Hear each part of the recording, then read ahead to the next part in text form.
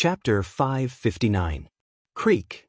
After pushing open the door, he saw a group of patrolmen standing there with serious expressions and swords in their hands. There were even 3 commanders among them. Xiao Han was an astute person. He said, "Lord Jinggu, are you trying to imprison me?" One of the commanders cupped his fists and said with a smile, "We are only following orders. Please forgive us, Lord Xiao Han. I believe that Lord Abbot has his reasons. Please rest here for 3 to 5 days, and you should be released from your confinement." 3 to 5 days? Xiao Han frowned. Do you know that in 3 to 5 days, Songnan province will change? Get out of the way, I want to see Jinggu. Xiao Han. The commander's face was filled with rage as he said, "Don't forget who you are. A mere patrol commander dares to address the Lord by his name? Do you think you can act arrogant just because you're capable in handling cases? Stay here, or don't blame us for being impolite. We are colleagues, we don't want to have a falling out with you." Xiao Han raised his eyebrows and suppressed his anger with difficulty. He cupped his fists respectfully and said, "Commander Fong, I would like to ask you to do something for me." "What is it?" "Speak." Fong Zun looked arrogant.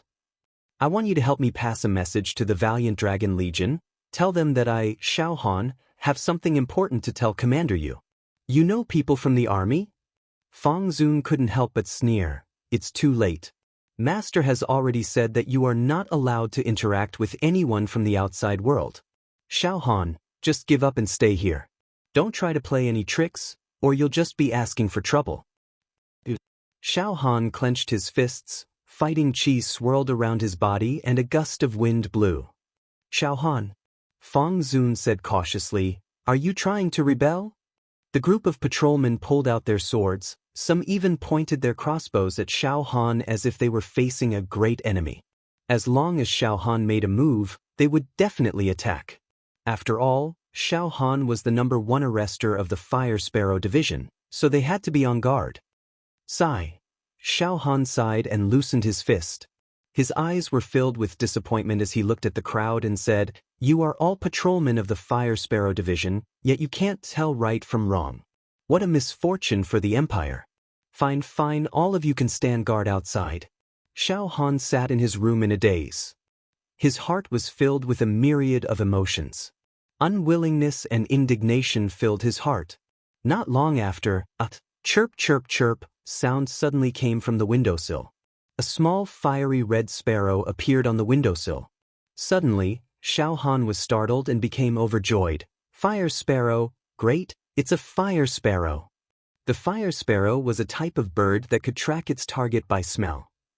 It was precisely because of this special ability that the Empire had regarded it as a great help in investigating cases for thousands of years. It was also because of this that the Fire Sparrow Division was called the Fire Sparrow Division. However, the number of fire sparrows was too small. There were no more than 20 fire sparrows in the entire Lanyan city. The price of a fire sparrow division was so high that a single fire sparrow division was sold for 100,000 Jinin coins. As the #1 arrester of the Fire Sparrow Division, Xiao Han was naturally given a fire sparrow. This fire sparrow would come to find Xiao Han once a day, and the rest of the time, it would roam outside looking for food, maintaining its natural wild nature. "Hui Yu, you're here, come quickly." Xiao Han raised his arm, and the fire sparrow immediately flew and landed on Xiao Han's arm, jumping up and down happily. Xiao Han had raised this fire sparrow for 3 years, and they had a good relationship. Now that Xiao Han was imprisoned here, seeing the fire sparrow again made him feel especially moved. He thought for a moment, then thought about what he had on him. There was a faint smell of alcohol on his palm. It was the smell that Zhang Wei had left behind last night. So, Xiao Han moved his palm in front of the fire sparrow and said, "Hui Yu, smell this." Chirp chirp. The fire sparrow raised its small head, sniffed and chirped. "Help me pass a letter to him." Xiao Han turned around, took out a brush and ink, and wrote on a small piece of paper, "Master Zhang Wei, I am the Fire Sparrow Division's Xiao Han that you saved last night. Please inform Commander Yu of the Dragon's Courage Legion that Tang Lu and Tang Tian's secret meeting last night was discovered by me. They were planning to assassinate Songnan Province's chief executive, Su Jiantao. Xiao Han has already been imprisoned in the Fire Sparrow Division. I hope Master Zhang Wei can help me pass the message. After writing a few short sentences, he tied it to the Fire Sparrow's leg. This was Xiao Han's only hope. He gently caressed the Fire Sparrow's feathers and said in a low voice, Huiyu, the future of Cangnan Province depends on you. Go. Chirp chirp. The Fire Sparrow leaped up and flew out at a strange angle. Outside the window, a few Fire Sparrow Division patrolmen watched as the Fire Sparrow flew out. One of them immediately raised his crossbow and said, Xiao Han wants to use the Fire Sparrow to send a message outside? Bastard! However, a commander-level patrolman quickly pressed down on his crossbow and said, You're crazy, you even dare to kill the Fire Sparrow. Stop right now, do you know the value of this Fire Sparrow? But Master Abbot said that we can't let Xiao Han divulge any information. Damn it, just pretend you didn't see this Fire Sparrow and everything will be fine. Yes, Master. The commander raised his head to look at the direction in which the Fire Sparrow had flown and couldn't help but sigh. He turned to his subordinates and said, You all didn't see anything. If anyone dares to divulge this matter, I will definitely exterminate his entire family. All the patrolmen cupped their fists and said, Yes, Master. In the main camp of the Imperial Army, the shouts of training pierced through the sky. Rows and rows of cavalry galloped back and forth, while the infantry and shield soldiers in the training field rapidly changed their battle formations. On the viewing platform, Feng Jixing, Zhang Wei, Luo Yu and the other generals squinted their eyes at the flying dust in front of them. Although they couldn't clearly see the changes in the battle formation, they all became complacent. The next time we meet the demons, how many armor demons can these 40,000 Imperial Army stop? Luo Yu asked with a smile. Feng Jixing held the hilt of his saber and said with a smile, If it was before the battle at Wildfire Plains, I have the confidence to resist 30,000 armor demons with this Imperial Army. However, after the battle at Wildfire Plains, Qian Feng is also training his combat skills. At the same time, he has also equipped the armor demons with better weapons, armors, and shields. It would be good if this Imperial Army could resist 20,000 armor demons. Zhang Wei was stunned. Our Imperial Army's training and battle strength can be counted as one of the best in the Empire, but this can only stop 20,000 demons? Never underestimate the battle strength of the armor demons. Feng Jixing said after taking a deep look at him. At this moment, a bird's chirp suddenly came from the sky. A fiery red bird followed a special scent and flew toward Zhang Wei. It actually landed on Zhang Wei's shoulder and jumped up and down. Damn, even a sparrow dares to bully me. Zhang Wei raised his hand and slapped it, saying, Little bird, you found the wrong person. My bird is much more majestic than you. Hurry up and scram, or else I'll use you to accompany my wine tonight. Wait! Feng Jixing hurriedly stopped and said, Idiot, can't you see that this is a Fire Sparrow? It's the Fire Sparrow Division's Fire Sparrow Division. There's a letter tied to its leg. Hurry up and take it down to take a look. Yes, Commander. Luo Yu went forward and grabbed the Fire Sparrow. After taking off the letter, the Fire Sparrow flew away. Luo Yu then respectfully handed the letter to Feng Jixing. Feng Jixing looked at the letter, and the more he read, the uglier his expression became. He raised his head and looked at Zhang Wei. You went to the red light district to drink again last night? But. Zhang Wei was sweating profusely. He did not know how to explain himself. Feng Jixing glared at him and said, I'll deal with you later. Bastard Zhang Wei, did you save a Fire Sparrow Division commander called Xiao Han last night? I think so. Zhang Wei scratched his head and said, Then who was the one who chased after Xiao Han last night? I think it was someone with a flame imprint.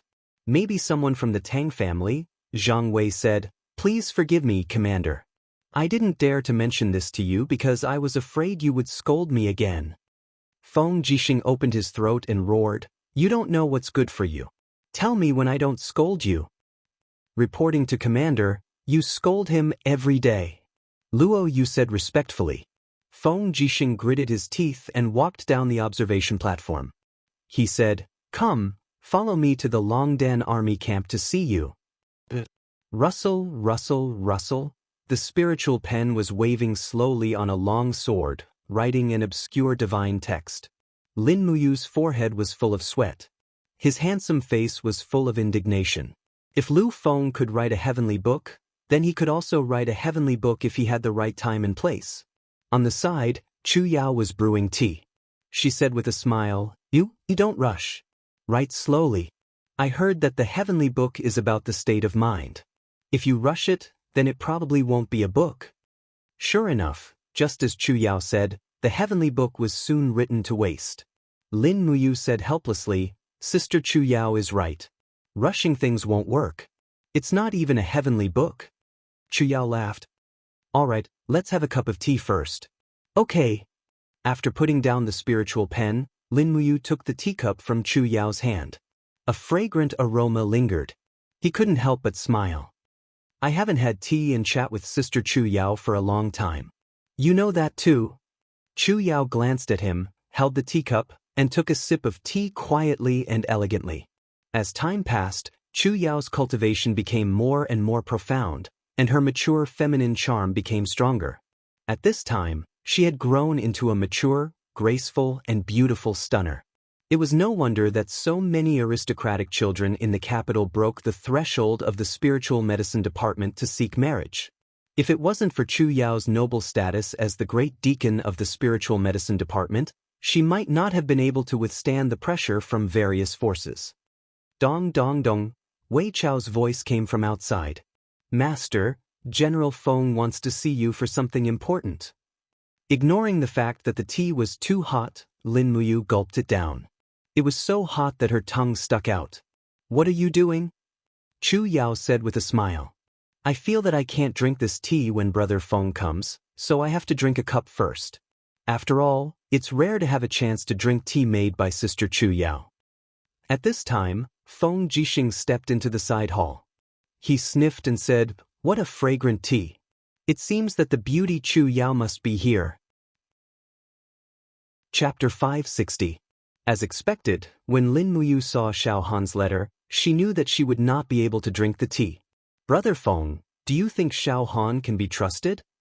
Xiao Han has already been imprisoned by the Fire Sparrow Division. As for whether he can be trusted or not, we'll have to wait until Su Jiantao is assassinated by the demons. Lin Muyu stood up and put on her armor. She picked up her sword and said, Sister Chu Yao, I'll have tea with you when I get back.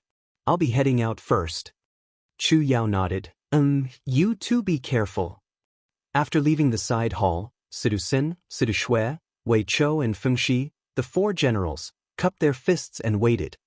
My lord, we are at your command.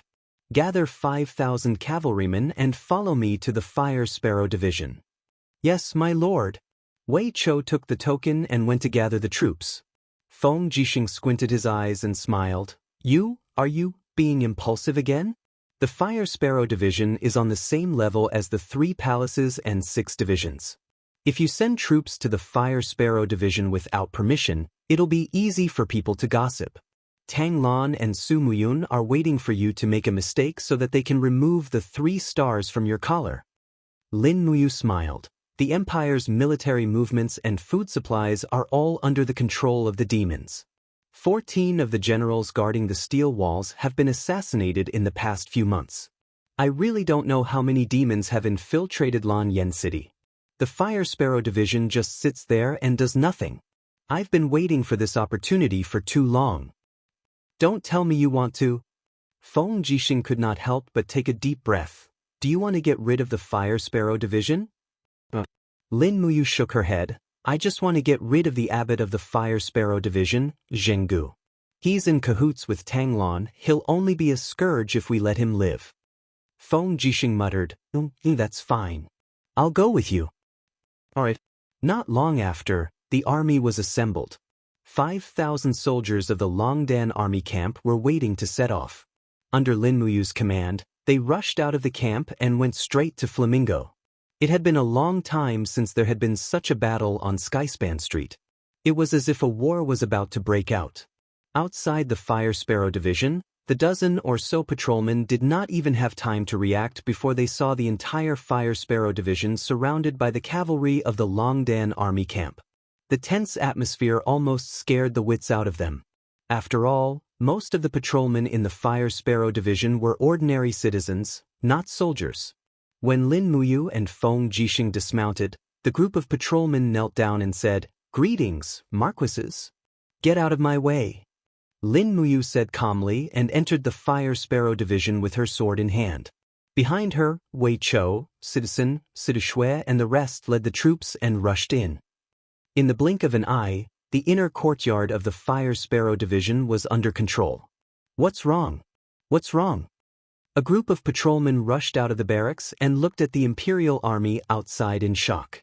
Lin Muyu raised her hand and said, "Men, take away their weapons." Wei Chou gestured with his hand, and immediately, a group of brave Dragon Battalion soldiers with decent cultivation stepped forward and disarmed the hundreds of Fire Sparrow Division patrolmen. Only when these Fire Sparrow Division patrolmen were empty-handed did Abbot Zhenggu's voice finally come from the depths of the courtyard. "So it's Commander Yu. This old man Zhenggu has come to greet you." Zhenggu was dressed in the uniform of the Abbot of the Fire Sparrow Division with a sword hanging from his waist. He led dozens of patrolmen out, many of whom were commanders. "Oh!" Looking at the disarmed patrolmen in the courtyard, Zhenggu couldn't help but be shocked. "Commander Yu, Commander Feng, what is the meaning of this? Why did you rush into the Fire Sparrow Division and disarm my people?" Lin Muyu smiled. "I suspect that someone in the Fire Sparrow Division is colluding with the demons, so I came to investigate. Master Zhenggu, I hope you will cooperate with my investigation. Tell your men to put down their weapons." "What did you say?" In the crowd, the commander of the patrolmen, Feng Zun, had a face full of anger. "Marquis Yunling, our Fire Sparrow Division is on the same level as the Imperial Army. What right do you have to trespass and disarm us?" Lin Muyu smiled. "Because I have a strong army." "What, are you not satisfied?" Her words were very arrogant, leaving Feng Zun speechless. Wei Chou was a little impatient. "Men, disarm all their weapons. If there is any resistance, kill them on the spot." A group of Longdan army camp soldiers all drew their longbows. The white diamond arrows glowed in the sunlight. Everyone knew about the strength of the Longdan army camp. Zhenggu naturally did not want the people he had worked so hard to recruit to die under the arrows of the Longdan army camp. He sighed helplessly. "Everyone put down your weapons and do not resist. Her Highness will give justice to the Fire Sparrow Division's abbot. The world is clear and bright, and we will not allow anyone to act recklessly." Lin Muyu smiled faintly, raised her hand and ordered her men to collect the weapons of the Fire Sparrow Division patrolmen. Her eyes turned cold as she said, "Your Excellency Zhenggu, please take me to your patrol commander, Xiao Han." "Xiao Han?" Zhenggu's body trembled. He knew that things were not as simple as he had thought. If Lin Muyu knew of Xiao Han's existence, then it meant that he already knew about Tang Lu and Tang Tian's secret meeting with the demon race. It would also implicate Zhenggu's bribery. Then, something big had happened. At that moment, Zhenggu felt that breathing had become very difficult. In the backyard, a group of patrolmen were quickly disarmed. When the door of one of the rooms in the backyard opened, Xiao Han walked out with a face full of shock. He saw Zhenggu standing there with an ashen face. All of the patrolmen from the Fire Sparrow Division had been disarmed, and 2 young generals of the Empire with 3-star military ranks were standing there. The only 2 people who had survived the legendary wind, rain, thunder and lightning were standing right in front of him. Xiao Han stepped forward and suddenly knelt on one knee. Xiao Han greets the 2 commanders. "Rise." Lin Muyu took out Xiao Han's letter and asked, "Xiao Han, everything you wrote, is it true?" "Absolutely true," Xiao Han said in a deep voice. "If there is a single lie, I am willing to die 1,000 times." "Good." Lin Muyu turned to look at Zhenggu. "Master Zhenggu, I have a question for you." "What is it?" Zhenggu muttered. "Why did you imprison Xiao Han? He is the #1 constable of Fire Sparrow Division. Logically speaking, he should be protected in every possible way. Why did you imprison your subordinate's beloved general?" Jinggu's expression was aghast. Jinggu has no respect for his superiors. He is audacious. As the abbot of Fire Sparrow Division, I naturally have to punish him. Is that so? Did Jinggu tell you about the demon race's plot to assassinate Songnan Province's Su Jiantao? Lin Muyu's words were like swords, causing Jinggu to break out in cold sweat uncontrollably. After a few seconds, he stammered and said, "Yes, but I don't think he has any solid evidence. Slandering Marquis of North Ridge and Marquis of West Ridge is already a capital offense, so I imprisoned him." Is that so? Lin Muyu could not help but laugh. Men, take control of Fire Sparrow Division. Thoroughly investigate all the files that Master Jinggu is in charge of. I want to see if Fire Sparrow Division is just a small yamen. As she spoke, Lin Muyu looked at Xiao Han. Xiao Han, you should know more about Jinggu's misdeeds than anyone else. I will leave this matter to you. Xiao Han was startled and said, "Commander Yu, please find someone else." But Xiao Han cupped his fists and said, "Xiao Han told Milord about the demon race's conspiracy. This is a righteous cause, and Milord Jinggu has always trusted Xiao Han. If this subordinate personally investigated Milord Jinggu, how would this be different from an ungrateful villain? This is a small matter. That is why Xiao Han refused." Feng Jixing could not help but laugh. What a loyal and righteous Xiao Han. All right, I'll let you handle this matter personally. Lin Muyu stared at him with hidden bitterness. There were so many files in Fire Sparrow Division. If he had to go through them one by one, it would be better to kill him with a knife. So he waved his hand and said, "Wei Chou, Sidu Shui, the two of you will investigate this matter. In addition, send a letter to inform Su Jiantao not to go out in the near future. Even if he goes out, he must bring a large number of troops with him. Let him be careful." "Yes." Wei Chou cupped his fists and turned to write the letter. Lin Muyu said, "General Sun, choose 20 experts from the Longdan army camp. Let them immediately go to the Five Valleys city to be Su Jiantao's bodyguards. Nothing must happen to Su Jiantao. In addition, let them bring 5 earth books with them to prevent any accidents." Lin Muyu's eyes were cold. She glanced at Jinggu and said, "Jinggu, seeing that you and the late Grand Deacon Lei Hong were old acquaintances, I will not make things difficult for you. I only hope that you will be honest with me, and I will plead with His Highness to spare your life." Jinggu said, "I have never colluded with the demons. Heaven and earth can testify to this." "But you connived." Lin Muyu's voice was very cold. "Men, put Jinggu under house arrest. Xiao Han will be in charge of all the daily affairs of Fire Sparrow Division. Wei Chou and Sidu Shui stay behind to check the files. I will go to Zetian Temple to ask for an edict. From now on, Xiao Han will be the new abbot of Fire Sparrow Division. I hope that you will fulfill your duties and serve the Empire. Return peace to Yanlan City." Xiao Han trembled. He cupped his fists and said, "Subordinate Xiao Han will not disappoint Commander Yu." Originally, it was not appropriate for a commander of the Empire to say such words. However, Lin Muyu's identity was too special. He was the foster son of the former emperor and the foster brother of the empress. He did indeed have the ability to control Fire Sparrow Division.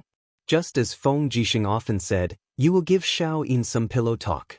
What can't he do? Only Feng Jixing dared to say such words. In the afternoon, Qin Yin personally issued an edict to temporarily remove Jinggu from the position of abbot of Fire Sparrow Division. Xiao Han was appointed as the new abbot of Fire Sparrow Division. At the same time, he was to immediately investigate the matter of the demon spies. The news spread quickly. It was the turn of the people of the Seven Seas Palace to be restless. Fire Sparrow Division was investigated and Jinggu was imprisoned. This meant that the matter of Tang Lu and Tang Tian colluding with the demons would soon be exposed. Chapter 561. What should we do? What should we do? Inside the Seven Seas King's mansion, Tang Lu was fidgeting restlessly. His hands were trembling as he held a teacup, and the tea almost spilled out.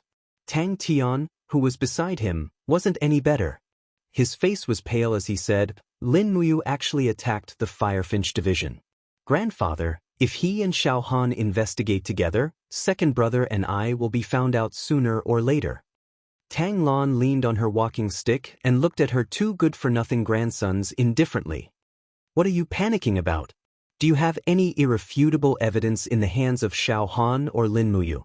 That's not true, Tang Lu said, but Xiao Han heard our negotiation with the demon race. Once he reports us, I'm afraid. Report you? Tang Lan said in a low voice. There's no concrete evidence. What right does he have to report you? Xiao Han can't bear the crime of falsely accusing Marquis Linbei and Marquis Linshi. Why are you two so impatient? If the enemy doesn't move, we won't move. How can you achieve anything great by being so flustered? I'm so disappointed, Tang Lu said. But grandfather, what should we do now? What else can we do? Tang Lan's eyes were filled with deep disappointment. It's a pity that Xiao Shi is inseparable from the Empress. Otherwise, she might be able to help. Yes. Tang Tian nodded repeatedly. He had completely lost his composure. At this moment, an official walked in and said respectfully, Your Highness, the son-in-law of Marquis Pingnan, Xianxia, requests an audience. Tang Lan looked up and said, Invite Marquis Pingnan in. Xianxia walked in, travel one. Beside him was Princess Wei, Tang Wei, who was also his newlywed wife. Tang Wei had a blissful smile on her face. It seemed that she and Xianxia had just gotten married and were deeply in love with each other. Xianxia pays his respects to your highness. Although Xianxia was already the son-in-law of the Tang family, he still didn't dare to be arrogant. He knelt on one knee and paid his respects. Marquis Pingnan, please rise. Tang Lan raised her hand and said, You two seem to be in a hurry. What's the matter? Xianxia replied, Naturally, it's because of the Fire Sparrow division. There are rumors that the two young masters, Tang Lu and Tang Tian, are secretly in contact with the demon race. Lin Muyu and Feng Jixing are currently investigating this matter. I'm not sure if it's true. Tang Lu was startled and laughed. Brother-in-law, what are you saying? Why would Tang Tian and I do such a thing? Xianxia said indifferently, Young masters, there's no need to hide it from me at this time. Xianxia is Princess Wei's husband and can already be considered half a member of the Tang clan. If the Tang clan doesn't trust me, I'm afraid. Tang Lan raised her hand and said, Marquis Pingnan, don't be angry. This matter still needs to be considered at length. It seems like the rumors outside are true. Xianxia narrowed his eyes and said with a smile, Your Highness, has our Tang clan really contacted the devil race in private? It can't be considered a private meeting. It's just a transaction. Tang Lan's voice was very calm as she said, The Tang clan's influence in North Ridge Province is declining day by day. If nothing unexpected happens, it won't be long before Her Highness the Empress will eliminate our influence one by one from Lanyan City. Although we are officials, we must also consider our own future. Xianxia said, Yes, but I don't know what kind of transaction it was. If it's just to kill a governor of Tsangnan province, I'm afraid it's not enough. Tang Lan said, Naturally, it's not just this. But this time, the matter was actually exposed. It's all because of these two good-for-nothing descendants of the Tang clan who were too careless. Sigh, it really disappoints me. Grandfather? Tang Lu and Tang Tian's faces were full of shame, and they couldn't speak. Xianxia smiled and said, Your Highness, I've seen Xiao Han before. He's a cautious and meticulous person. It's very difficult for those who are targeted by him to escape. This matter can't be completely blamed on the two young masters. Tang Lan said, Lin Muyu and Feng Jixing are investigating the Fire Sparrow division. Sooner or later, Tang Lu and Tang Tian's matter will be implicated. The two of them are the last of our Tang clan's male bloodline. We absolutely cannot lose them. We must think of a method that satisfies both sides. Marquis Pingnan, do you have any brilliant plan? It can't be considered a brilliant plan. It's just a last resort. Please speak. Xianxia cupped his fists and said, Your Highness, since Lin Muyu and Feng Jixing are investigating the Fire Sparrow division, there's no need for us to panic. Let's just pretend this matter didn't happen. It's almost time for the spring recruitment. Your Highness, Why don't you send the 2 young masters to the Seven Seas province to recruit soldiers? At the same time, order them to take charge of the Seven Seas province's military. After taking charge of the military, Lin Muyu and Feng Jixing naturally won't be able to do anything to the 2 young masters. This is like letting the tiger return to the mountain. It should be able to solve this urgent problem. Good, that's exactly what I was thinking. Tang Lan smiled and said, Tang Lu, Tang Dun, the 2 of you listen up. Immediately take my Tang clan's iron order and head to the Seven Seas province to command the troops. Remember, the Seven Seas province has close to 300,000 new and old soldiers. The 2 of you must train the troops diligently. Don't slack off. If you continue to play around and mess things up, I definitely won't let you off lightly. Many thanks, grandfather. Tang Lu and Tang Tian knelt down at the same time and said, We won't disappoint grandfather again. Tang Lan glanced at Xianxia intentionally or unintentionally, and the corners of his mouth curled up as he said, Depart in 3 days. How about Marquis Pingnan stay behind for a reunion dinner?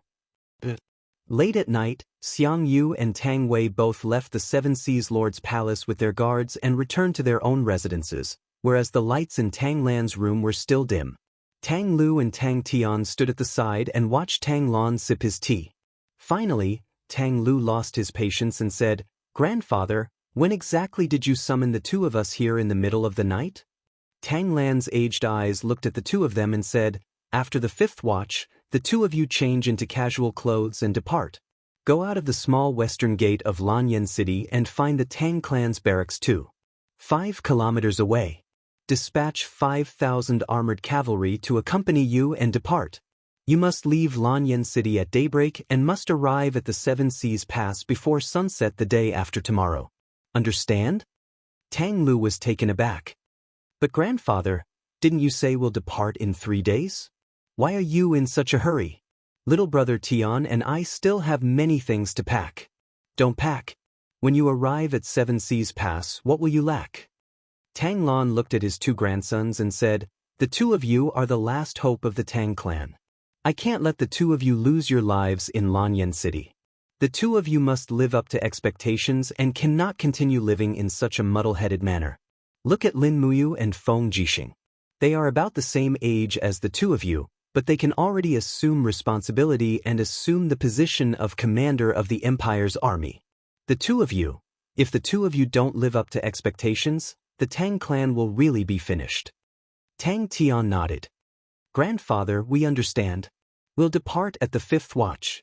Remember to change into casual clothes and leave from the back door of the residence. Don't alarm anyone. Just the 2 of you leaving the city will be enough. I've already established a connection with the guards at the city gate. They will naturally let you out of the city. Yes, I understand. Tang Lu knelt on the ground and raised his head to look at Tang Lan. His body was slightly trembling as he said, Grandfather, Tang Lu also hopes to be able to carry the Tang clan's foundation, and I also hope to be able to become even stronger. I know that it's very difficult for grandfather to support it all by himself, but please believe me. Little brother Tian and I will surely become even stronger, and we won't disappoint grandfather. Tang Lan waved his hand and said, I won't see you off. The 2 of you must take care of yourselves.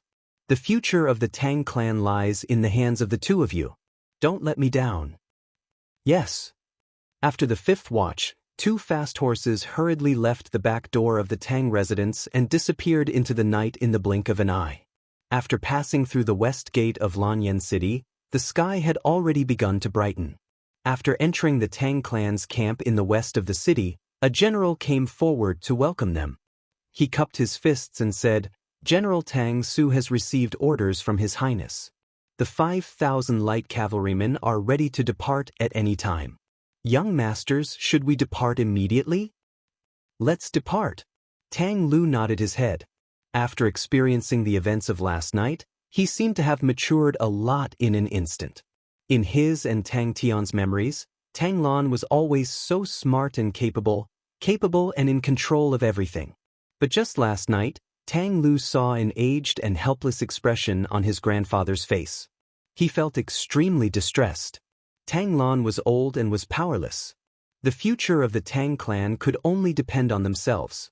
Tang Su raised his long whip and loudly said, "Brothers, let's depart. We will escort the two young masters back to the Seven Seas province. We will take the small path and avoid the official road." The majestic cavalrymen stirred up a cloud of dust. Everyone avoided the main road and passed through the small path. This group of light cavalrymen were all equipped with crossbows and spears. They could be considered the most elite troops of the Tang clan. At this time, this army also carried Tangland's last hope. The army galloped through the forest until sunset. They rested at the edge of the forest, fed the horses, and didn't rest after eating a full meal. They once again mounted their horses and madly galloped in the direction of the Seven Seas Pass. Although Tang Lu didn't understand the art of war, he knew that speed was important in war. The faster he moved, the safer he would be. After all, Lin Muyu and Feng Jixing might not be aware that he and Tang Tian had already left Lanyan City. The curtain of night descended. In the middle of the night, a bright moon hung in the sky, illuminating the forest in all directions. It seemed to bring a trace of precious warmth to the chilly forest. Tang Lu had an exhausted expression as he spurred his horse to gallop swiftly. At the side, Tang Tian spoke with slight anger. "Second brother, why are we marching like this? There aren't any pursuers behind us. We're just torturing ourselves. Grandfather is also too much. He made us leave in such a hurry. I didn't even have time to tidy up. We didn't even bring out a single one of our dancers." Tang Lu frowned and said, "Stop complaining, you insensible fellow." Tang Tian still wanted to argue, but he suddenly saw an icy light charging into the sky from afar, and he couldn't help but turn pale with fright. "Second brother, be careful. There's someone there." "What?" Tang Lu, Tang Su, and the others looked over, only to see a dense icy light in the forest at the side of the small path. In the sky, a black figure stepped on the icy light as he approached.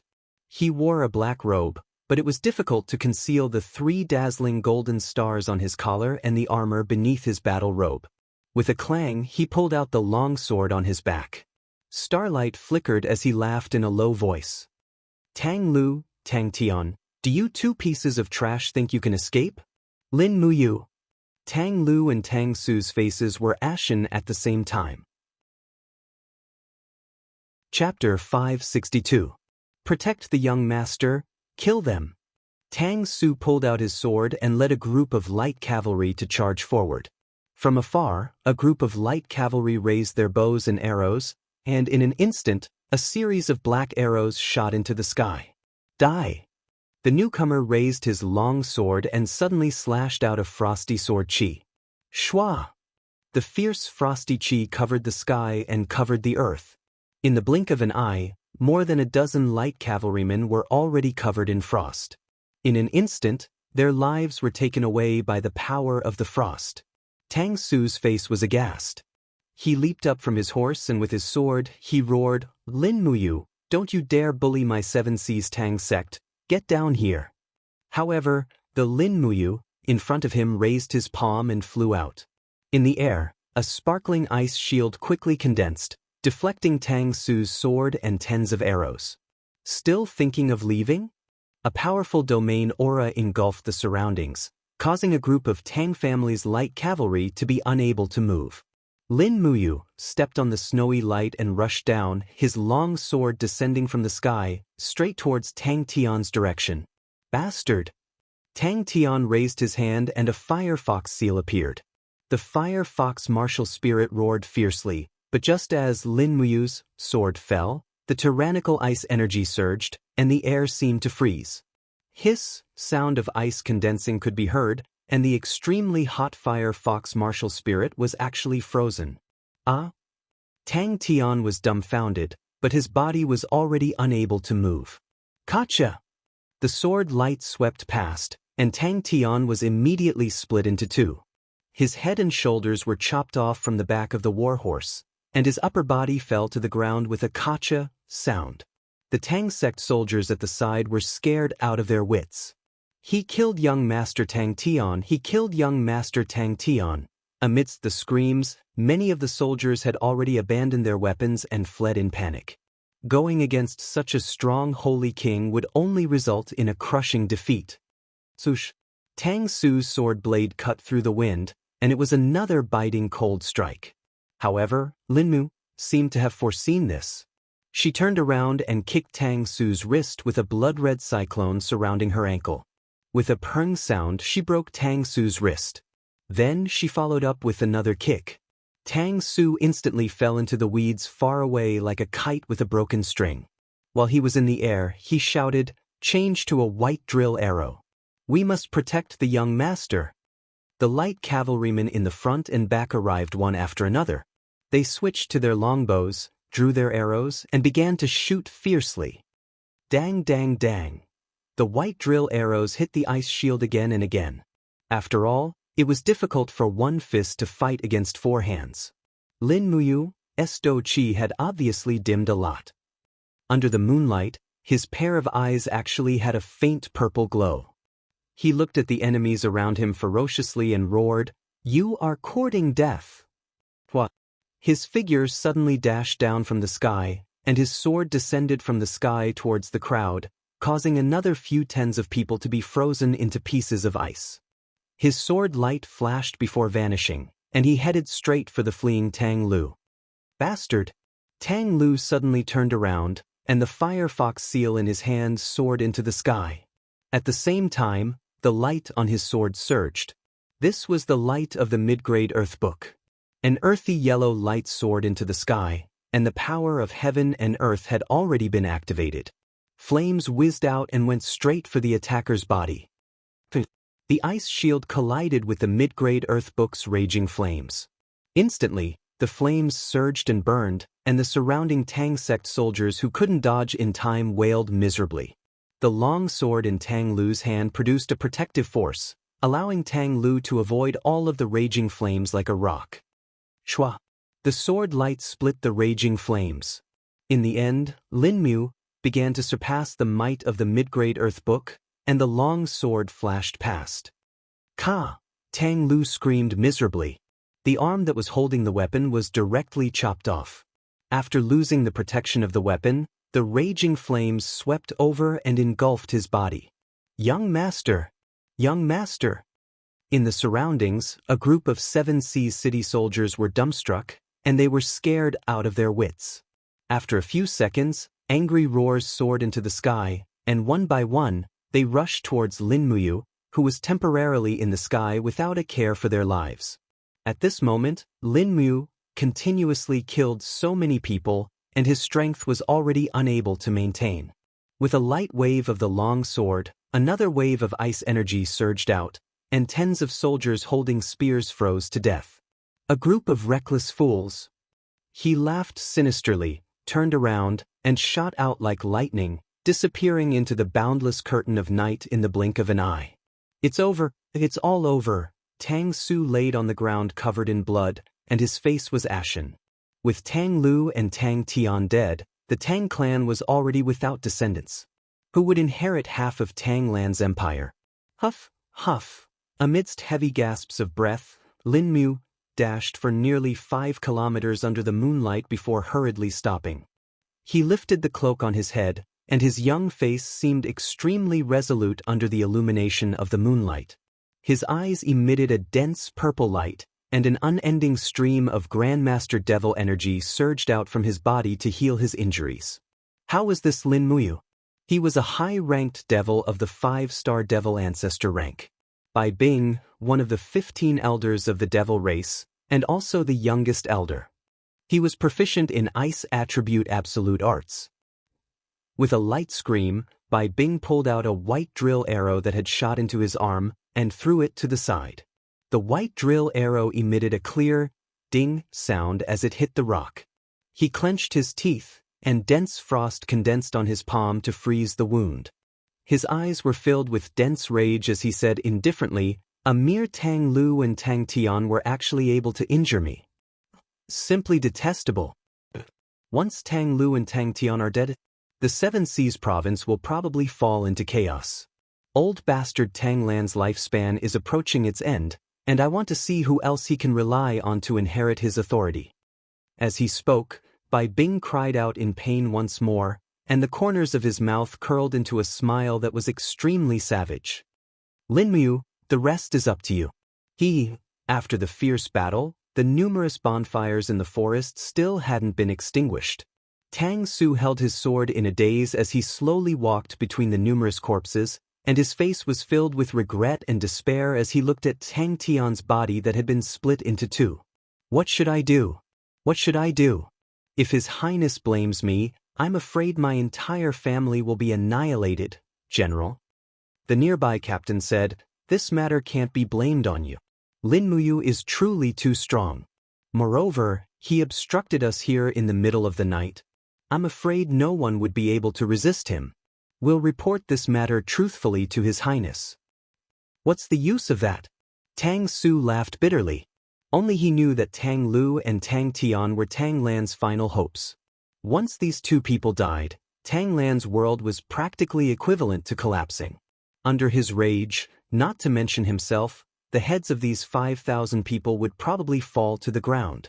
Just at this moment, a woo-woo scream suddenly came from the midst of the pile of corpses. One of the soldiers who was transporting the corpses stared dumbfoundedly at the person lying in the middle of the bonfire. It was as if he had seen a ghost. Suddenly, he laughed wildly and said, "Young master didn't die, young master didn't die." What? Tang Su hurriedly raised his sword and rushed over. He knelt on one knee beside Tang Lu's body. Borrowing the moonlight and the light from the torches, he saw that Tang Tian's right arm had already been chopped off. His face and chest had been burned into a mess by the flames, and he was almost unrecognizable.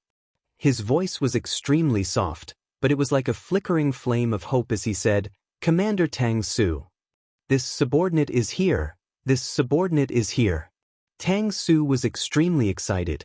Tang Lu took a deep breath, and only then did he have the strength to continue saying, "Quickly use healing medicine to heal my wounds. Also, I have a low-grade book embryo of the Law of Life in my spatial bag. Take it out, and use it to save me." "Yes." Tang Su hurriedly took out a shield from Tang Lu's spatial bag. With a light turn of his wrist, he willed it. Immediately, a green light poured into Tang Lu's body. Those burns actually slowly healed at a speed visible to the naked eye. Although it still looked so tragic, there was already a trace of blood. This proved that Tang Lu's life could be saved. "Help me sit up," Tang Lu said in a weak voice. "Yes." Tang Su hurriedly placed a military bag behind Tang Lu and helped him up to lean against it. He said, "Young master, if you have anything to say, just say it. I'll treat your wounds." As he spoke, Tang Su opened a bottle of high-quality healing medicine, and the medicinal liquid ceaselessly poured onto Tang Lu's severed arm and burned wounds. Traces of coolness seeped into his body, causing Tang Lu to be unable to help but quiver and suck in a breath of cold air. After a while, Tang Lu said, "Commander Tang Su, don't spread the news that I'm still alive." Tang Su nodded. Tang Lu continued, "Let the soldiers surround this place and forbid them from talking to each other. Forget about the soldiers on the periphery, kill all the soldiers who see me alive. Give their families double the compensation." "Yes." Tang Su's heart went cold. He had never imagined that Tang Lu would be so ruthless. Tang Lu's breathing was somewhat hurried as he said, "Announce to the outside world that I'm already dead and that the person who killed me and Brother Tian was Lin Muyu." The people of Iha countries saw Lin Muyu use a supreme technique of the laws of ice in the Heavenly Tome Monolith Forest to instantly kill many people. This debt will be placed on his head. Take the corpses of Brother Tian and the soldiers who died in battle back to Lanyan City and seek justice for the Tang family at the Zhe Tian Hall. In addition, send 2 people to escort me to the Seven Seas province. Just treat it as if I, Tang Lu, am no longer in this world." Why? "Because someone wants me dead."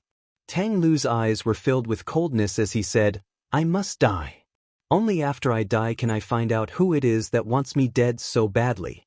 I will make them pay tenfold." "Yes, this subordinate understands. In addition, the news that I'm not dead can only be told to grandfather. Commander Tang Su, you must keep it a secret, understood? Understood. Find a charred corpse and treat it as my corpse. Bring it back to Lanyan City. Under the moonlight, quite a few soldiers began to cry. Tang Su's eyes were also red. After bringing the corpses of the two young masters, he said, "Brothers, let's return to Lanyan City and seek justice for the two young masters of our Tang family. They cannot die in vain. The murderer, Lin Muyu, must receive the severe punishment of the Zhe Tian Hall." Chapter 563. One day later, in Lanyan City, a group of cavalrymen slowly entered the Seven Seas monarch's residence. Tang Lan, Tang Wei, and Xiang Yu, who had received the news in advance, were already waiting in the front courtyard of the residence to welcome them. When they saw several soldiers carrying Tang Lu and Tang Tian's corpses into the residence, Tang Lan couldn't help but tear up. Lifting the white cloth, they saw Tang Tian's still frozen and broken body. He had been split into 3 parts by a sword and died a miserable death. When they saw Tang Lu's corpse, Tang Lan was already sobbing. The white-haired person had to send off the black-haired person. The world was extremely miserable. Tang Wei's eyes were red as she looked coldly at Tang Su and said sternly, "Commander Tang Su, how did you do things? What? Why are you still standing there alive after Tang Lu and Tang Tian were assassinated?" Tang Su didn't say anything. He just slowly knelt down and remained silent. Xiang Yu held Tang Wei's shoulder and said, "Xiao Wei, calm down first." As he spoke, Xiang Yu walked forward and held Tang Lan's arm, saying, "Your Highness, please restrain your grief and accept fate. What we need to do now is to immediately find out the real culprit and avenge the two young masters. No matter who it is, since they dared to provoke the Seven Seas Tang sect, they must bear the consequences." Xiang Yu's eyes were filled with coldness and killing intent. Tang Lan asked with a trembling voice, "Commander Tang Su, what's going on? Who dares to assassinate my 2 grandsons?" "It was Lin Muyu." Tang Su trembled all over and said, "He had the power of the sacred domain and was also well versed in the law of ice chi. The sword he used looked no different from the astral treasured sword. Your Highness, he wore a 3-star military rank, an imperial commander-level military rank. If it wasn't Lin Muyu, who else could it be?" Lin Muyu. Lin Muyu. Tang Lan seemed to instantly age to the point where he was about to pass away. He slumped to the ground and said, "Preserve all the evidence of Lin Muyu's assassination of Tang Lu and Tang Tian." Tang Su failed to protect them. "Men, throw Tang Su into the death cell and choose a day to execute him. Tomorrow, follow me to the palace. I, Tang Lan, will seek justice for Tang Lu and Tang Tian even if I have to risk my old bones." "Your Highness." Tang Su knelt on the ground, his face filled with confusion. Xiang Yu walked forward and easily removed the 3-star military insignia from Tang Su's collar. He said indifferently, "Trash, even 5,000 people could not save the lives of the 2 young masters. What use are you?" Tang Su lowered his head and said nothing. That night, the Tang sect wore mourning clothes and placed Tang Lu's and Tang Tian's memorial tablets in the main hall. The weeping sounds of the womenfolk rang out unceasingly. Not long after, Tang Xiaoxi also arrived. Although Tang Lu and Tang Tian had always been at odds with her, they were, after all, siblings who had grown up together. Now that she saw Tang Lu and Tang Tian dead, Tang Xiaoxi naturally didn't feel good in her heart. "Grandpa," Tang Xiaoxi held Tang Lan's arm. Looking at Tang Lan's pale face, Tang Xiaoxi felt her heart ache. She said, "Grandpa, don't torture your body. Why don't you eat something first?" "I can't eat." Tang Lan's voice was a little weak as she said, "I did not expect that Lin Muyu would actually act so viciously, killing 2 of my Tang family's heirs in one fell swoop, severing the bloodline of the Tang sect. Lin Muyu, Lin Muyu, what have I, Tang Lan, done to you? Just come at me, why did you kill my Lu and Tian? No." Tang Xiaoxi shook her head repeatedly. "Mu isn't that kind of person, he wouldn't do such a thing. Grandpa, leave this matter to me, I will definitely get to the bottom of it." "No need." Tang Lan shook his head. "The evidence is conclusive, it is indeed Lin Muyu. Xiaoxi, you keep watch for the two elder brothers. Grandpa wants to go see what that trash Tang Su has to say. Tang Xiaoxi knew that she couldn't refute Tang Lan's thoughts, and she could only take it one step at a time. Death row prison of the king's mansion. Tang Su's arms were strung up, and his body was riddled with scars. Those who entered the death row prison were naturally not treated well. However, Tang Su had trained in martial arts, and this torture was not enough to kill him. Your Highness. A group of prison guards cupped their fists and saluted. Tang Lan nodded and said, all of you are dismissed. Guard the outside well, without my orders, no one is to enter.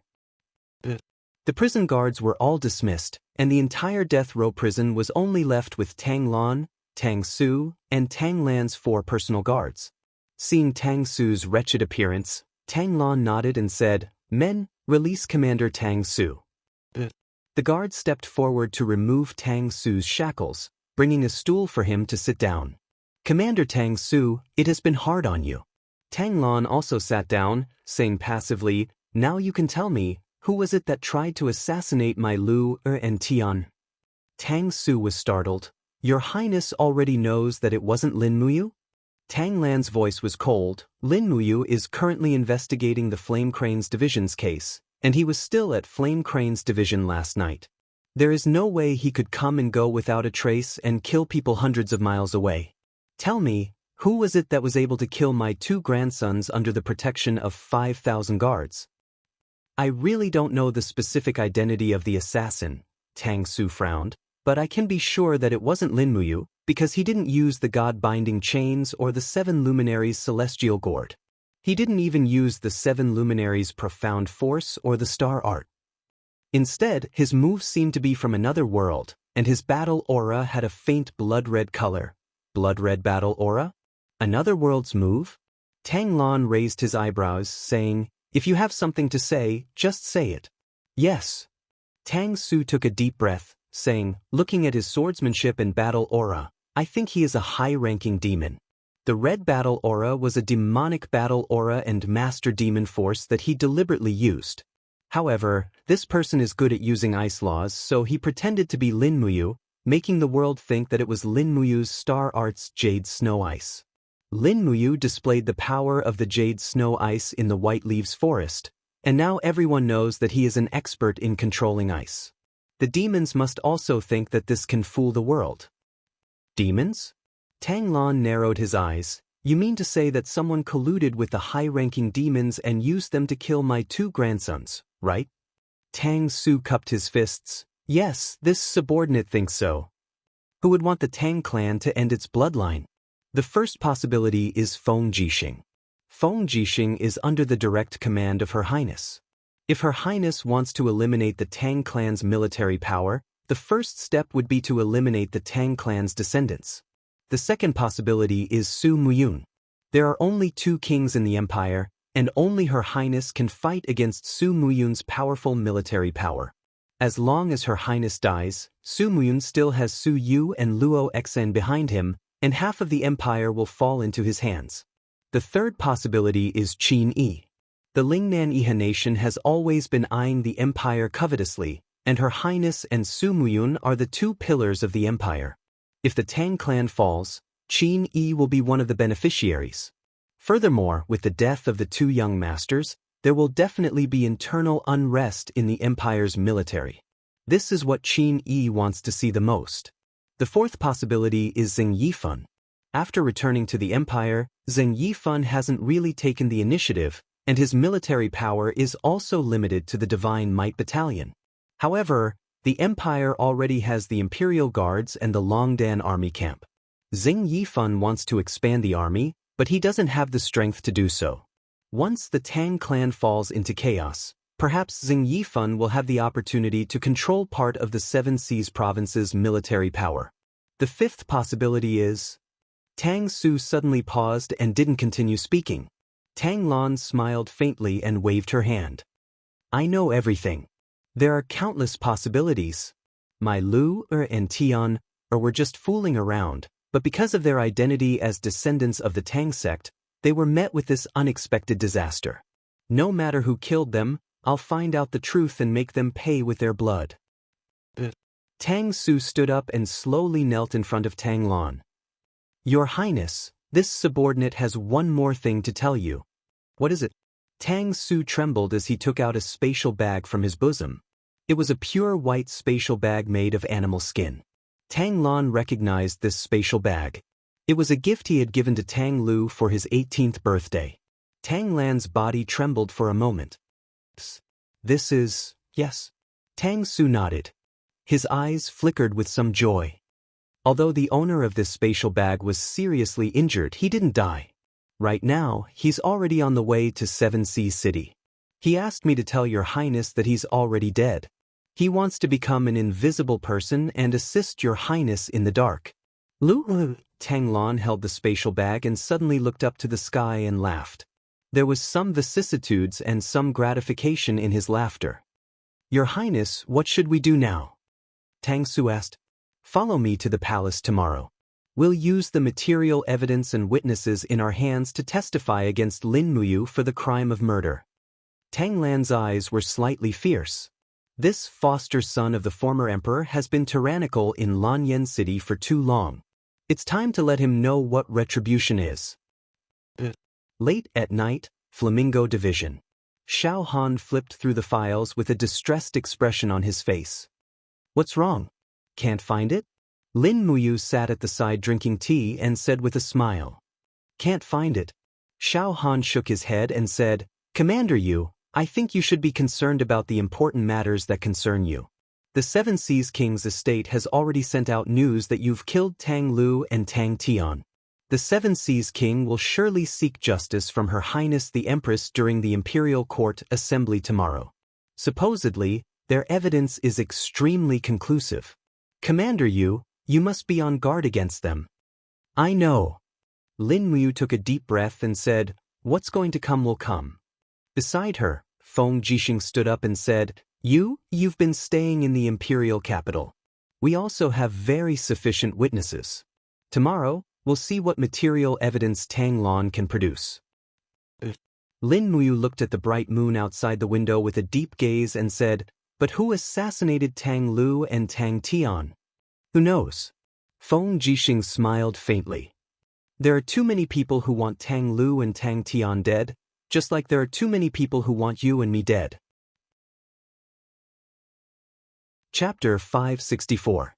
Empire Calendar, Year 7735, December 25th, 5 days before the Spring Plowing Festival, but today ushered in the final drama of the end of the year in the Qin Empire. In the morning, all the officials in Zetian Palace were silent, as if everyone knew that a storm was coming.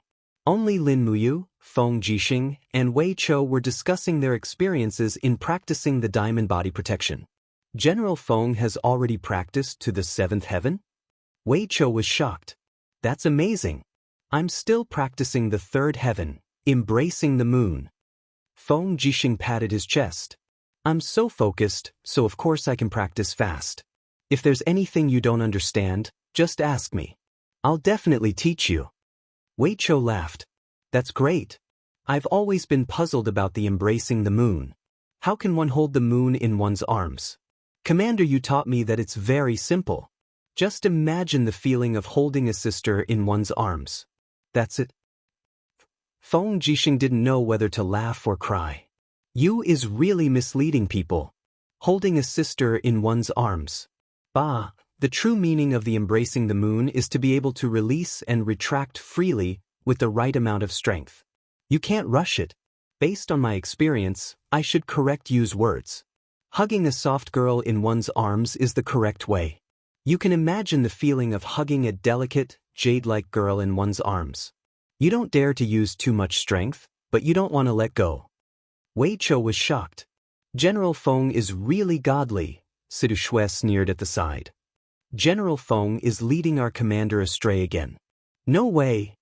At this time, Chu Yao, who was dressed in the spiritual medicine department's deacon uniform, also walked over and said, Why isn't your highness in the palace today? It's already half an hour late. I don't know, she's probably putting on makeup, Lin Muyu said. Sure enough, after a few minutes, Qin Yin arrived late. Surrounded by a group of female officials, she walked into the Golden Hall and sat down in a dignified manner. She waved her hand and said, "Sirs, please rise. If you have something to report, please report. If not, please leave." Among the crowd, Tang Lan walked out shakily. With tears on his face, he said, "Your Highness, you must seek justice for this old subject." "What's the matter, 7C King? Just say it. What exactly happened?" Qin Yin asked.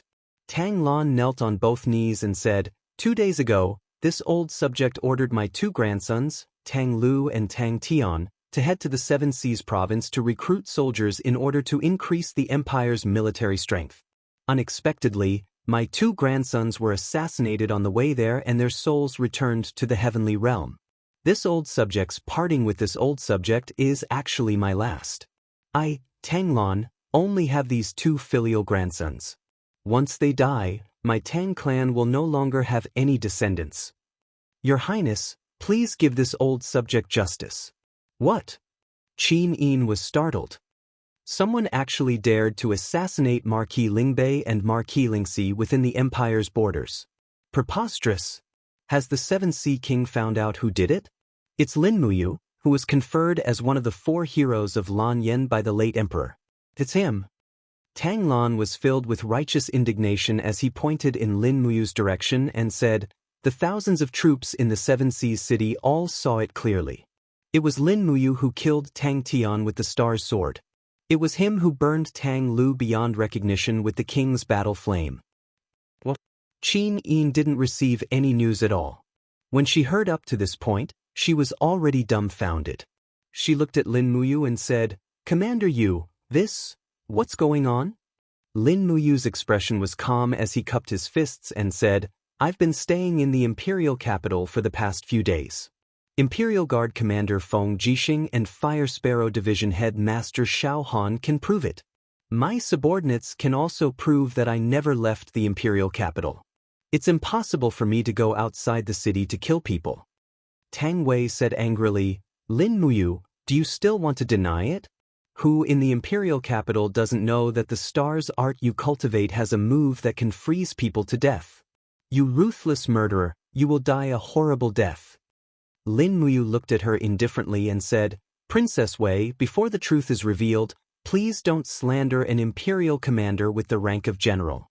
This is the cultivation and grace that you should have as a princess." The other princess, Tang Xiaoxi, sat quietly next to Qin Yin. She bit her red lips and didn't say a word. Her heart was already in a mess. At this time, Feng Jixing cupped his fists and said, "Your Highness, I think this matter must be investigated thoroughly before we can come to a conclusion." Qin Yin nodded. "Fire Sparrow Division Head Master Xiao Han orders you to investigate this matter immediately. You must track down the assassin of the 2 marquises." "Yes, Your Highness." Xiao Han's face was solemn. However, at this moment, Tang Lan said, "Your Highness, you must not." "What's wrong, 7 Seas King?" Everyone in Lanyan City knows that Xiao Han and Lin Muyu are close friends. If Xiao Han investigates this case, he will definitely not be impartial. I think that we should first remove all of Lin Muyu's military power, strip her of her title and military rank, and let the 7 Seas King Palace investigate this matter. Before the truth is revealed, Lin Muyu must not be let off as a suspect. Zhang Wei was furious. He raised his eyebrows and said, "Your Highness, 7 Seas King, are you going to forcibly seize the military power of an imperial commander without any evidence?" "No evidence?" Tang Lan couldn't help but laugh. "Someone, bring the irrefutable evidence." Outside the palace, a guard walked in with a plate in his hand. On the plate was a waist tag, carved with the words Longdan Army Camp in gold. It was the waist tag of the commander of the Longdan Army Camp. Furthermore, there were bloodstains on this waist tag, making it look extremely terrifying. Lin Muyu's heart skipped a beat. She had lost this waist tag 3 days ago when she went out of the city to check on the progress of the magic crystal cannon. It was currently being reforged, but it was actually in Tang Lan's hands. This was not good. Tang Lan held the waist tag and said, "This is the irrefutable evidence, Your Highness." At the scene of Tang Lu and Tang Tian's assassination, someone found this waist tag of the commander of the Longdan army camp. I think it should be clear whose item this belongs to, right? This, Qin Yin frowned slightly. Seven Seas King, could there be a mistake? Would a commander of the empire casually give his waist tag to others? Tang Lan sneered. Lin Muyu felt a chill in her heart as she took a step forward and cupped her fists. Your Highness, I lost this command token 3 days ago, and I've already asked the Minister of War, Xueling, to order someone to recast it for me. Tang Lu and Tang Tian were assassinated 2 days ago, so this command token can't be used as evidence at all. The Minister of War, Lord Xueling, can testify to this matter. Qin Yin looked at Xueling and said, Xueling, is it like this? Xueling's black eyes met with Tang Lan's. He hurriedly lowered his head and cupped his fists. Your Highness, I don't remember such a thing. Commander, you didn't ask me to reforge the waist tag. What? Lin Muyu turned pale with fright. She couldn't help but let out a bitter laugh. Xueling was Tang Lan's subordinate, so he should have expected this. Tang Lan had calculated everything, so how could he make a mistake here? Lin Muyu could only blame herself for being too careless. She actually didn't notice that she had lost the token while riding her horse. Commander Yu, do you have anything else to say? Tang Lan's eyes were cold as he said, You killed my Lu and Tian, wiping out the bloodline of the Tang sect. You are so vicious. What else do you have to say? Qin Yin's heart was in a mess. She looked at Su Muyun, Feng Jixing and the others for help, hoping that they could speak up for Lin Muyu. It would be good if they could salvage the situation. However, who would have thought that Su Muyun would lower his head and remain silent? He was probably still holding a grudge against Lin Muyu for severely injuring Luo Xe. Luo Xen was still bedridden, and it was impossible for him to speak up for Lin Muyu. Furthermore, even if he did not do so, how could he let go of such an opportunity to bring down the Longdan army camp? Only Feng Jixing furrowed his brows and cupped his fists, saying, Your Highness, Lin Muyu's military exploits are illustrious.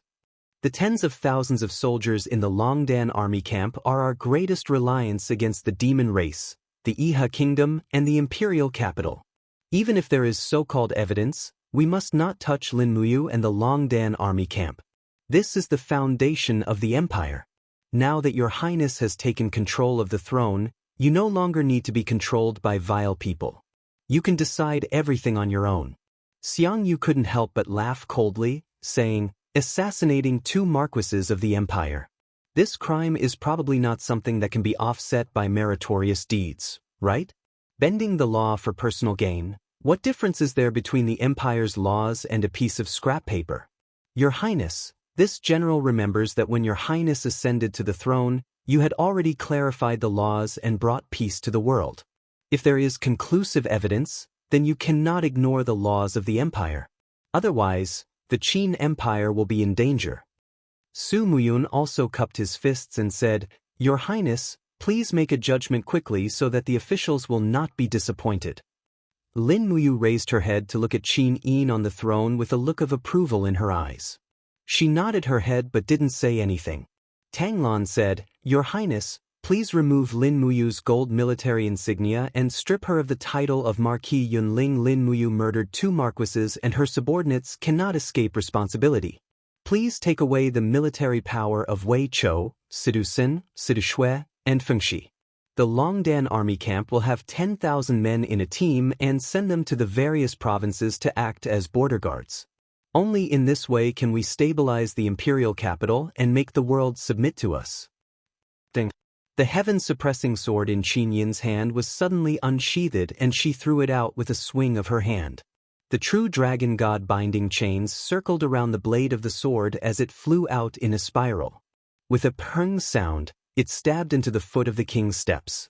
Crushed stones flew everywhere and the officials were overwhelmed with shock. All of them were so scared that they kept quiet out of fear.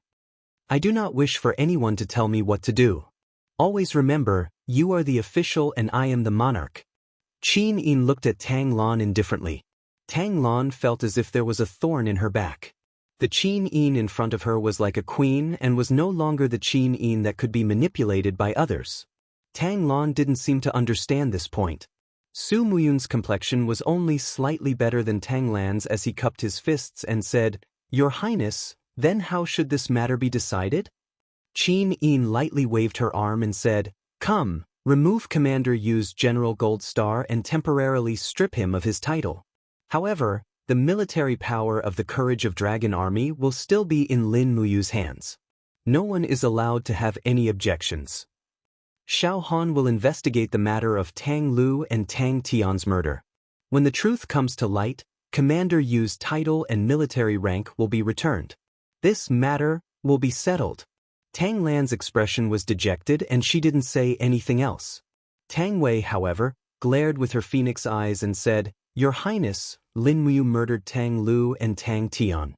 The evidence is conclusive.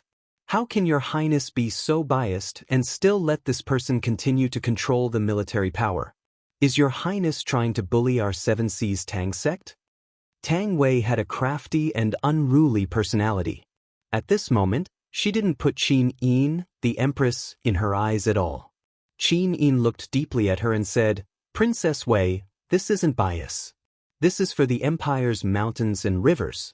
Please remember, the one who drowned 60,000 armored demons in the wildfire plains and forced the 2 demon legions to retreat wasn't Tang Lu or Tang Tian, but Lin Muyu.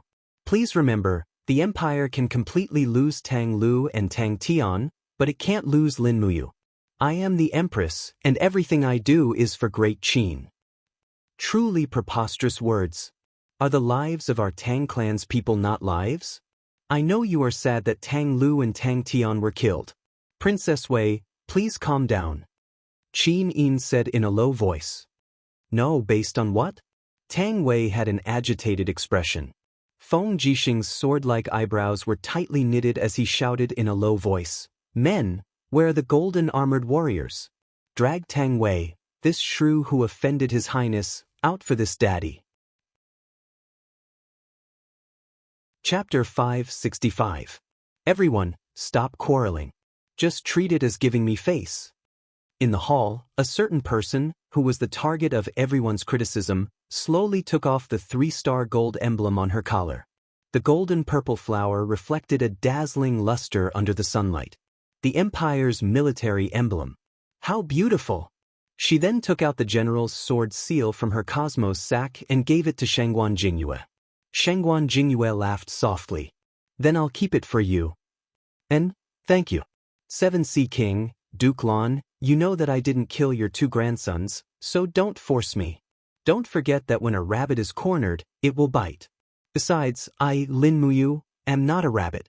Xiao Han will find out the truth behind Tang Lu and Tang Tian's assassination and seek justice for you. In addition, the Tang family's bloodline has not ended. Don't forget that Xiao Shi is also your granddaughter. In my hometown, girls can also inherit the family business." Tang Lan looked at him coldly. "Many thanks for Commander Yu's good intentions. This old subject appreciates it. Our Tang family's matters will naturally be handled by ourselves. There is no need for Commander Yu to worry." Lin Muyu smiled and took off her heavy helmet. She tucked it under her armpit and turned to look at Qin Yin. "Your Highness, I no longer have a military position and title. Does that mean I can no longer stay in Zetian Palace Hall? If that's the case, I'll take my leave first." Qin Yin was a little flustered. Are you angry?" "No, I'm going to eat my fill. There are still important things to do in the afternoon." "All right, go then." Thus, Lin Muyu strode out of Zetian Palace Hall and took Snowtreader's reins from Bai Yin. Looking at Lin Muyu's expression, Bai Yin smiled. "Looking at Commander's expression, you must have averted the disaster. I've always said that those people from the Tang family always want to harm Commander. They are really despicable. Commander, am I right?" "That's not right." Lin Muyu pointed at her collar. "Didn't you see that my general has been removed? Bai Yin, let's find a place to eat and drink. My treat." "'Kay, I know a good place to go. Lead the way." When it was almost noon, the two appeared on the north side of Tongtian Street. There were many restaurants here, and it was the most popular place in the imperial capital. Bai Yin led his horse straight to a beautifully decorated restaurant and smiled. Here it is. Clear Sky Pavilion? Lin Muyu looked up at the shop sign. Bai Yin said, Grand Purity Pavilion's wine and meat are extraordinarily fragrant, and they're also extraordinarily expensive. A single tray of Yin flour beef buns can be sold for 10 Yin coins, and the wine and meat are even more expensive. Brat, you're killing me. Commander, you said you would treat me to a big meal. Forget it, let's go in. All right. The two of them stepped into the restaurant together. Immediately, a 30-year-old woman wearing a long pink dress walked over and said with a smile, Oh, it's you two generals. Come in quickly, this humble restaurant has a new batch of game. I guarantee you two will have a taste. Game? Lin Muyu frowned and said in a small voice, When I was cultivating in the dragon-seeking forest, I ate game every day without fail. Bai Yin laughed. Commander, you'll find out very soon.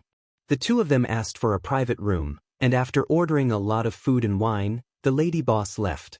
Not long after, two courtesans walked in, one carrying a pipa and the other a harp. Both of them were extremely beautiful, at least an 8 out of 10.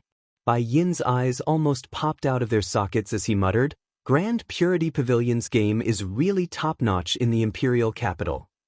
So this is game. Lin Muyu grinned but didn't say anything. She poured herself a cup of wine and drank by herself. The two courtesans began to sing. Their voices were clear and sweet, and their skills were quite good. Even someone like Lin Muyu, who didn't understand music, could hear the bitterness and melancholy in the music. By the time the song was over, Lin Muyu had already finished 7 beef buns and a large piece of wild boar leg.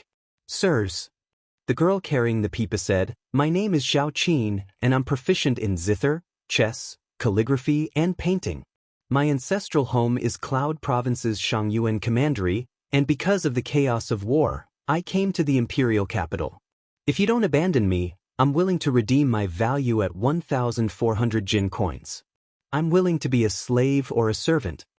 At this time, the red-clothed girl on the right also said, My name is Lu Lan, and my ancestral home is Qihai Province's Pingyuan Commandery. My mother died when I was young, and my father was a soldier. He died in battle against the demons half a year ago, and his pension was taken by County Chief Blackheart. With no one to rely on, I can only sell myself as a slave or a servant. If you don't abandon me, I'm willing to redeem my value at 1,000 Jin coins. Lin Muyu was silent.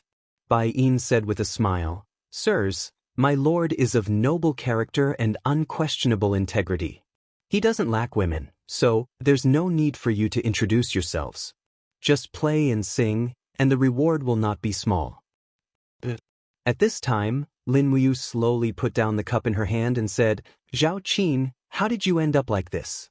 If it was only because of the chaos of war, you could have found a good family and married them with your beauty. How did you end up as a prostitute? Zhao Qin's delicate body trembled, and her beautiful eyes were covered with a layer of mist. Sirs, please understand. After my house was burned to the ground, I was captured. They defiled my body that night. How could an unclean body marry someone? That's why I ended up in this state. Lu Lan, are you the same? Lin Muyu asked. Lu Lan sat there in silence, not daring to say anything. Both of them could see that this young general in front of them had an extraordinary bearing. The confidence and calmness in his speech were not something those mercenaries could compare to. Presumably, his identity was extraordinary. Moreover, the golden-purple flower embroidered on his white robe made it even more obvious that he was of high status. Bai Yin was a little surprised. Commander, why are you asking about this? Lin Muyu said, The human traffickers in Yanlanyan City are becoming more and more rampant. They abduct and sell young girls everywhere to be the singers and dancers of Yanlanyan City. Those who aren't good-looking are sold as prostitutes, and no one cares about their crimes. Bai Yin laughed. This is something that has happened since ancient times. Who cares? I'll take care of it. Lin Muyu smiled. She took out a gold note from her bosom and placed it on the table. I'll help you too redeem your freedom. But you need to tell me who sold you here. I'll follow the clues and uproot this power. Sirs, You have to think this through. The business of selling prostitutes is very profitable. The backers behind them are not small. I even dared to offend Tang Lan and Su Muyun. What can this backer do to me? Today, Lin Muyu held the military power. With the strength of the Longdan army camp, it was enough to support half of the imperial capital. In addition, with the help of Feng Jixing, Xiao Han, and others, the time was ripe. Lin Muyu could indeed do some things that she couldn't do in the past. The two prostitutes were dumbfounded. This young general in front of them actually said that he dared to offend even the Seven Seas King and the Cloud King.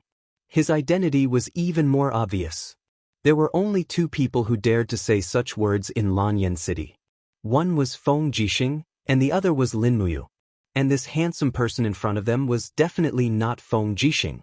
Then it was the legendary Lin Muyu who defeated the demon race in the Wildfire Plains. Zhao Qin's delicate body trembled slightly.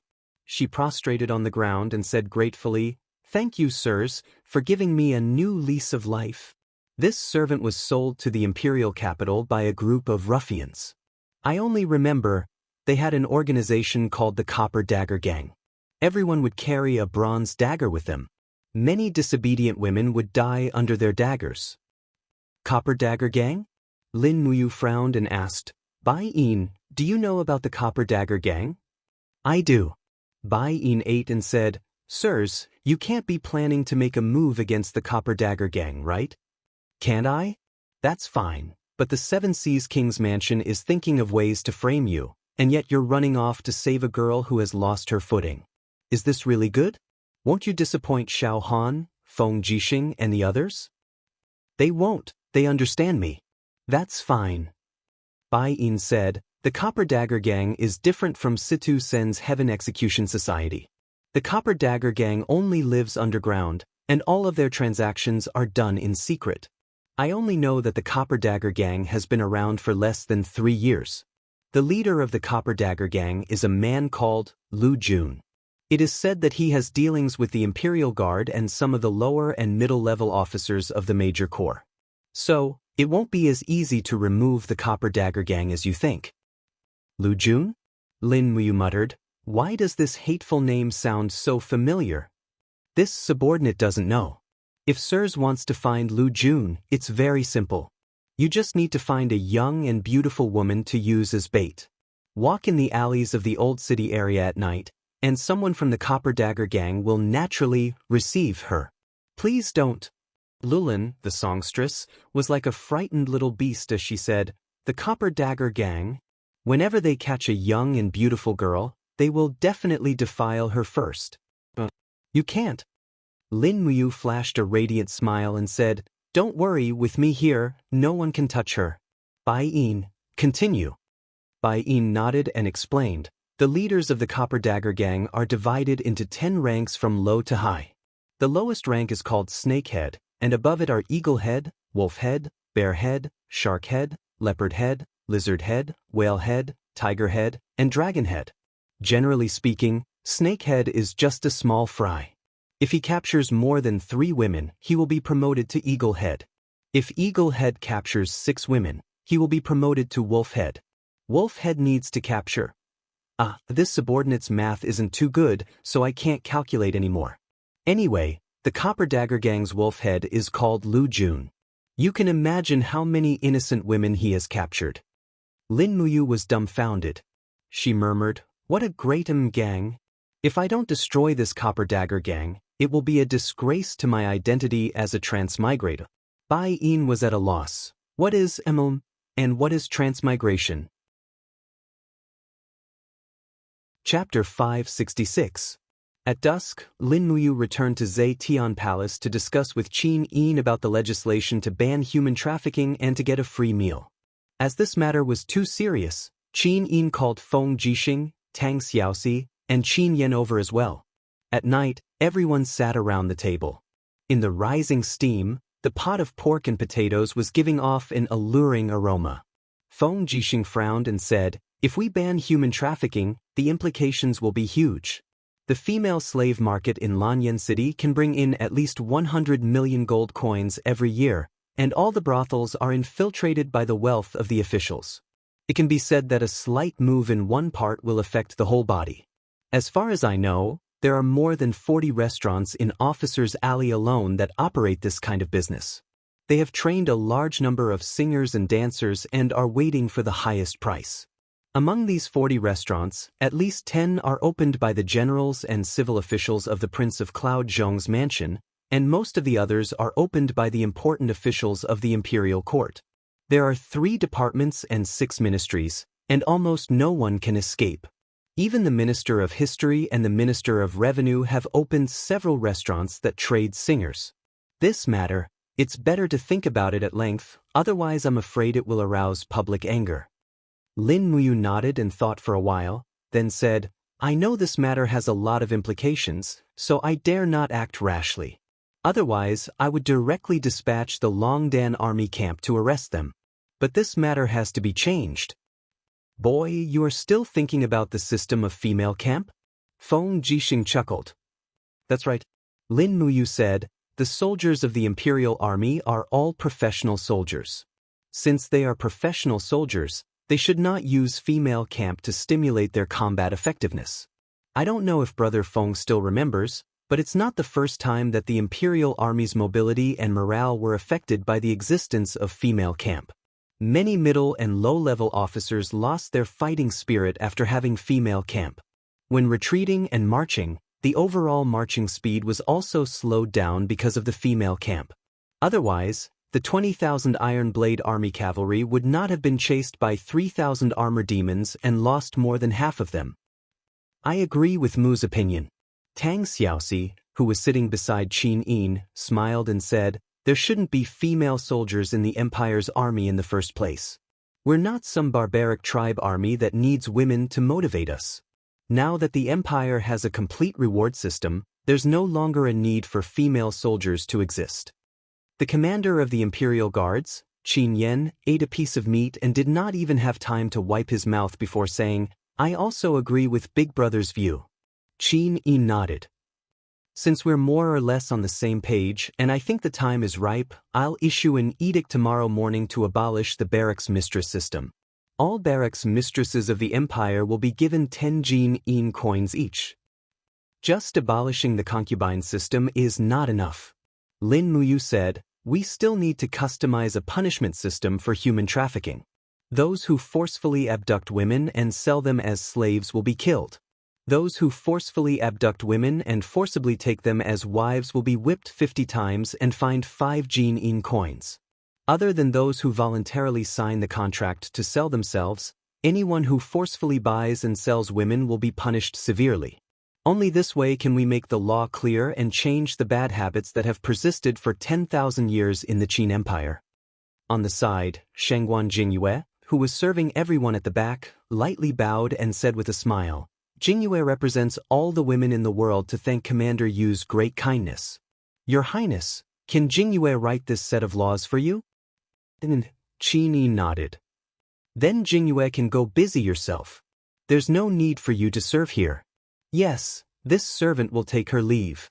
Shengguan Jingyue slowly retreated in a natural and unrestrained manner. Seeing this, Qin Yan and Feng Jixing couldn't help but be a little dumbfounded. Qin Yin was already a great beauty, and the female official by her side was actually such a natural beauty. It was too precious. Lin Muyu seemed to have noticed something and couldn't help but smile. Big Brother Feng, I'm 27 years old this year. Logically speaking, you're older than me by 5 years, so you'll be 33 years old this year. You're still unmarried. Don't tell me you won't consider it. In my opinion, this female official Shengguan Jingyue is virtuous and treats people gently. She's a good candidate. Moreover, Big Brother Feng, let's talk about the concubine. Feng Jixing's face was a little flushed as he said, I'm not worthy of her. How can that be? Tang Xiaoxi smiled with her dimples. Big Brother Feng, as one of the Empire's commanders, is well versed in both the pen and the sword. Your appearance is also passable. Even if Jingyue's background isn't bad, she's still only a personal female official. How can you not be worthy of her? When it came to getting serious, Feng Jixing was a little timid. He lowered his head and drank the wine in one gulp. His eyes had a touch of melancholy as he said, Feng Jixing is a sinner. I carry the souls of 30,000 brothers on my back. As long as the Yihe nation is not destroyed and Ji Yao is not dead, I, Feng Jixing, am not worthy of marrying a wife. So, forget it. I've only been suffering all these years. I don't want her to suffer with me. Qin Yin and Tang Xiaoxi were startled and went silent. Everyone knew what Feng Jixing was shouldering.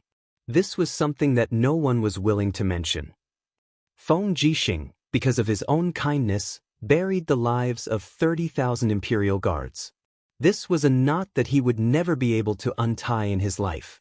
Actually, no matter how many enemies he killed, even if he really destroyed the Yihe nation with Feng Jixing's personality, he would never be able to let go of it. This kind of guilt would accompany him for the rest of his life. Lin Muyu used a spoon to stir the soup pot. The boar meat and potatoes slowly moved up and down. He smiled and said, the 300,000 soldiers of the Yihe nation surrounded the Fire Badger Valley. No matter what decision Big Brother Feng makes, the 30,000 imperial guards will still die. They died for the empire and now their names are already on the nation guarding monument. They should be able to rest in peace in heaven. Big Brother Feng, you have already stepped into the Holy King realm. It is only a matter of time before you advance to God realm. You will obtain eternal life, and we still have a long road ahead of us. Feng Jixing was startled. He held his chopsticks and sat there absent-mindedly. He raised his head to look at Lin Muyu and said, if we all step into God realm in the future, the road to eternal life will be so lonely and boring. Will you drink with Big Brother Feng often? Why not? Lin Muyu stretched out his hand and looked at Qin Yin, Tang Xiaoxi and the others. He smiled and said, with Xiao Yin, Xiao Shi, and Ayan's comprehension, it is only a matter of time before you step into God realm. All of us will have eternal life.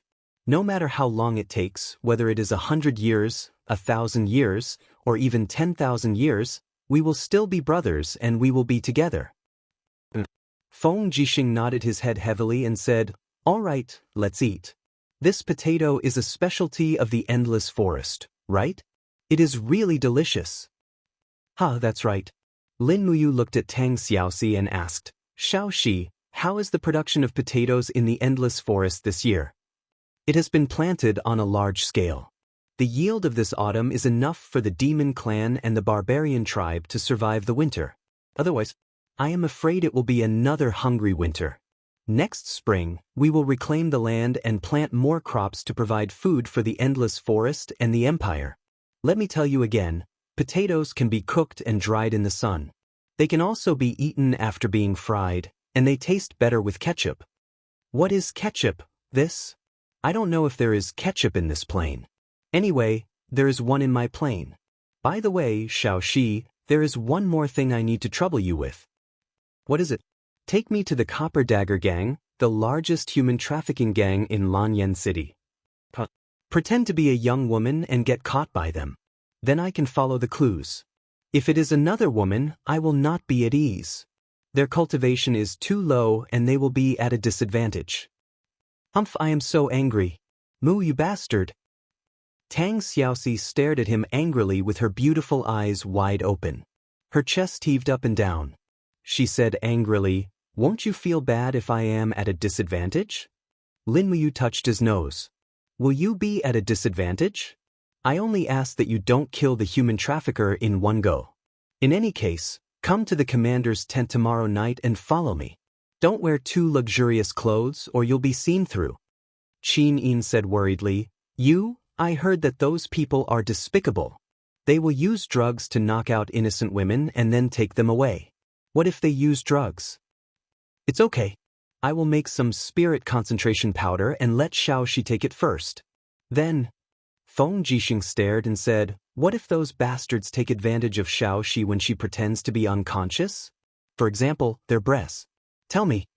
Tang Xiaoxi blushed. That's right. You don't feel bad for me at all. Who said I don't feel bad? Lin Muyu was enraged. He clenched his fists and the king's fighting flame lingered. If those bastards dare to touch a hair on Xiao Shi, I promise they will regret coming to this world. Okay, I promise you. In exchange, you have to give me 5 people. 10 people? Yes, I want 5 Kiliarchs from the Longdan army camp to be captaincy of the Suppressing Demon Pass. There are too few high-ranking generals in the Suppressing Demon Pass. Tang Jin alone is far from enough. These 5 people must be proficient in combat training. Is that okay? Tang Xiaoxi looked at him pitifully. She looked like she would cry if he did not agree. Lin Muyu thought about it. The Suppressing Demon Pass was slowly expanding. It was also one of the main armies of the empire. Tang Xiaoxi wanted 5 Kiliarchs from the Longdan army camp to be captaincy. This meant that there would be 50,000 soldiers in the Suppressing Demon Pass, and they would be held by Lin Muyu's trusted generals. Tang Xiaoxi's move was meaningful. She planned to share the military power of the Suppressing Demon Pass with Lin Muyu. As long as he was willing, he could mobilize the Suppressing Demon Pass at any time. All right then, but you have to treat the 5 generals of the Courage Dragon Battalion well. He still tried to show off after getting the benefits. Tang Xiaoxi chuckled and said, "Don't worry. When are we going to take action tomorrow? Also, I can be the bait, but you have to prepare some troops to encircle and annihilate the Bronze Dagger Gang, right?" "There's no hurry. I want to meet the leader of the Bronze Dagger Gang first." "Leader?" Qin Yin was surprised. "Yes, to catch bandits, first catch the ringleader. If we catch the leader of the Bronze Dagger Gang, we can subdue the entire Bronze Dagger Gang." "Maybe Xiao Yin knows the leader of the Bronze Dagger Gang?" "Oh? How is that possible?"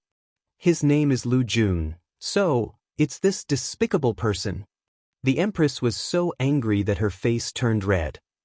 She clenched her fists and wished she could beat up that stinking hooligan to vent her anger. Chapter 567. The next day, the sun was setting and lanterns were lit up in Lanyan City. As the most prosperous city on the mainland, Lanyan City's nightlife was very colorful. The streets were full of acrobatics, lanterns, singing and so on. But this night was particularly different for Lin Muyu and Tang Xiaoxi. On the street, Lin Muyu was dressed as a merchant, with the star's sword hidden in her gray robe, while Tang Xiaoxi was dressed as a girl from an ordinary family. Except for her very charming face, she was no different from a girl from Lanyan City who went out at night. It's so lively in the capital at night. Under the light of the fire, Tang Xiaoxi's beautiful face was full of excitement. She didn't care about what would happen soon. Instead, she was attracted by the bustling night market. She took Lin Muyu's hand and ran around. "Mu, I want to eat sugar figurines. Mu, I want that windmill. Mu, I want to see acrobatics swallowing swords." Lin Muyu wanted to die. She forced herself to calm down and walked step by step toward the old city with Tang Xiaoxi. The old city was not as prosperous as the central district. It was not as bright as Tongtian Street. Along the way, there were only some peddlers selling tofu pudding, wonton, and some brothels that were not doing very well. The cold wind blew, and the few remaining dead leaves on the trees danced and fell with the wind. It was extremely cold. Lin Muyu couldn't help but tighten her clothes. Looking at the sky, it was almost midnight, and the time was almost ripe. In front, several drunken mercenaries stood next to a bard girl and listened to her singing. The girl was not good-looking.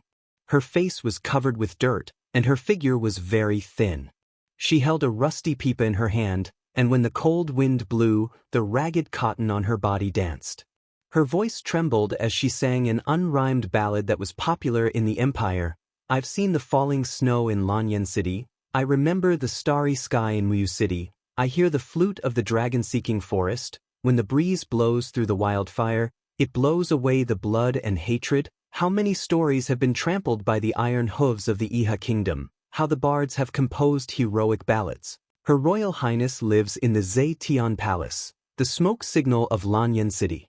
Annihilates the wind, rain, thunder, and lightning." Lin Muyu stood far away and was a little dazed as she listened. She didn't know when her name had become a part of the ballad. The bard girl sang with a trembling voice, but it wasn't too sad.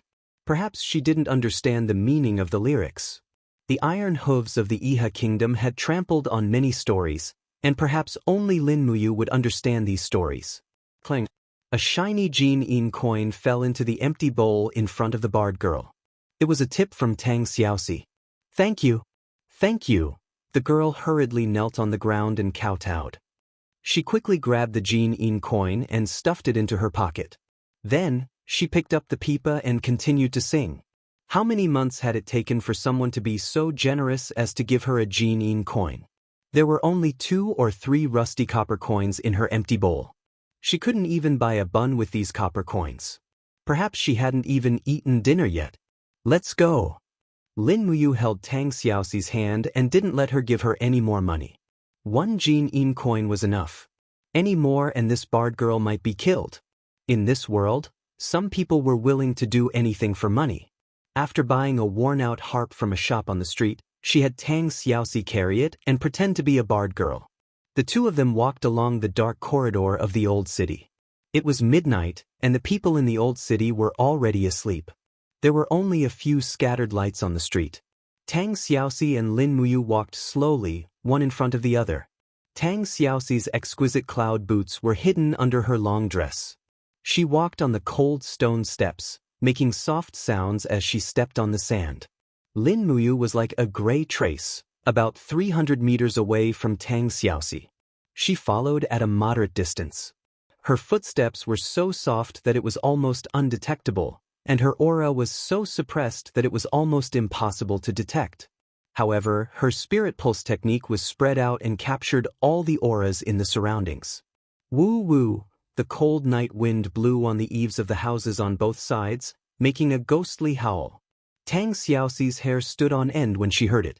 She hugged the harp and walked forward carefully. She lifted her hood, revealing a beautiful face. As the cold wind blew, her cloak fluttered gently, revealing the perfect figure of a girl outlined by the long dress under the cloak. Tang Xiaoxi naturally knew what kind of woman could make a man commit a crime. After walking for about an hour, there was finally a sound coming from an alley not far away. Tang Xiaoxi immediately became alert, but she didn't stop walking. She still walked forward step by step with the harp in her arms. The sound of footsteps came, and a man in a black robe slowly walked out of the alley.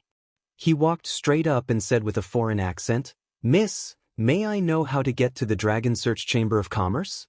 Please don't misunderstand. I'm a foreign merchant and I'm lost here." Tang Xiaoxi pointed to Tongtian Street in the distance. "Thank you, Mississippi." The man nodded and smiled, but a trace of surprise flashed in his eyes. Only after observing from a close distance did he realize how beautiful this barred girl was. However, he remained calm and walked past Tang Xiaoxi. When their backs were facing each other, he suddenly turned around and took out a piece of cotton cloth to block Tang Xiaoxi's mouth from behind. A strong smell of medicine came, and Tang Xiaoxi knew that the person she was waiting for had finally appeared. The man closed his eyes and pretended to faint on the ground. He laughed and said, "Finally, a big fish. Haha, this time, Hosen, can at least upgrade to an eagle head." Sure enough, there was a copper dagger hanging on his waist. Lin Muyu had no intention of letting this Hosen carry Tang Xiaoxi to their lair. She leaped forward, and a Saint Realm pressure swept out. When Hosan's palm was 7 to 8 centimeters away from Tang Xiaoxi's chest, an invisible pressure fell on him, immobilizing him, as if he had seen a ghost. At this time, Tang Xiaoxi, who was lying on the ground, got up and raised her hand to slap Hosan's face. "Smelly pervert." Lin Muyu stepped forward and grabbed Hosan's collar, saying with a frosty expression, "Don't speak, or you're dead." "Who are you?" Hosan's voice trembled. "The person who wants your life." Lin Muyu opened her palm lightly, and the jade snow frigid energy surged, creating an icy energy field around them. Suddenly, Hosen felt as if he had fallen into the abyss of death. When Lin Muyu retracted her palm, Hosen's face was as pale as a sheet, as if he had died once. "You? What do you want?" "I don't want anything, just be obedient, and I can spare your life." "Hero, as long as you don't kill me, I won't go west if you tell me to go east, I won't dare to chase a chicken if you tell me to beat a dog." Hosen knelt on the ground, begging for mercy. Lin Muyu smiled in satisfaction. This was the kind of person she wanted to knock on the door, so she nodded. "I want to see the Copper Dagger Gang's leader, Lu Jun. Can you take me to him?" "You want to see the leader?" Hosen was dumbfounded. "Why can't I?" Hero, I'm not qualified enough. If you want to see the dragon's head, you need to be a level 5 shark head in the gang. I'm just a mere snake head, the smallest in the bronze dagger gang. Then, who's the highest level person you can see? It's the tiger head, Lord Dog. Lord Dog? Lin Muyu smiled. All right, I'll go see this Lord Dog. But Lord Dog doesn't meet people usually. I have no reason to meet him. Lin Muyu couldn't help but smile. She reached out and hugged Tang Xiaoxi's shoulder, pointing at her beautiful face with her right hand. If you get such a beautiful woman as a meeting gift, will Lord Dog still not see you? This, Ho Sanner's forehead was full of sweat, he said. If you betray your brothers in the gang, you will lose an arm and a leg. If you don't take me to see Lord Dog, I guarantee that both your arms and legs will be cut off. But I'll take you there, hero, don't be impulsive. Lin Muyu raised her hand and pulled out the dagger from Ho Sanner's waist. She pressed it against his back. She said, let's go, take us to see Lord Dog. Yes, under Ho Sanner's lead, they passed through a damp alley. Further ahead, there were actually 2 burly men guarding them with sharp blades in their hands. One of them grinned and said, Ho San, how come you have the time to come to the branch today? Who are the 2 behind you? TSK, this little girl looks so pretty. Come, let me touch you first. Ho Sanner was trembling with fear as he said, Fei Hu, the man behind me. This man is my new follower. The woman is my prey. This woman is to be presented to Lord Dog. You can't touch her. Presented to Lord Dog? Fei Hu squinted his eyes. He said lightly, it's really like a fresh flower in a vase. Go in, mother f*** cur, God really made a mistake, letting you catch such a delicious new product. Ho San nodded and walked in with Lin Muyu. In the alley, it seemed to be a completely different world from the outside of Lanyan City. There were people sitting on both sides of the road, either eating meat and drinking wine around the bonfire, or holding a woman in their arms, touching each other. Lin Muyu frowned, holding Tang Xiaoxi's hand with one hand and didn't say anything, while Ho San didn't dare to act rashly. He had seen Lin Muyu's ability, and acting rashly would be courting death. At the end of the alley, noisy cursing and laughter came from a dilapidated house. After Ho San knocked on the door, a man wearing a wolf head emblem on his chest came out and asked with an arrogant look, Ho San, what are you doing here? Ho San pointed at Tang Xiaoxi behind him and said, I just caught a new product with my little brother. The product is very good, and we want to present it to Lord Dog. Please inform him. The man's eyes greedily looked at Tang Xiaoxi's face for a while, then said, wait here, I'll go inform him. A few minutes later, the door opened again. Come in. Chapter 568. The room was filled with smoke.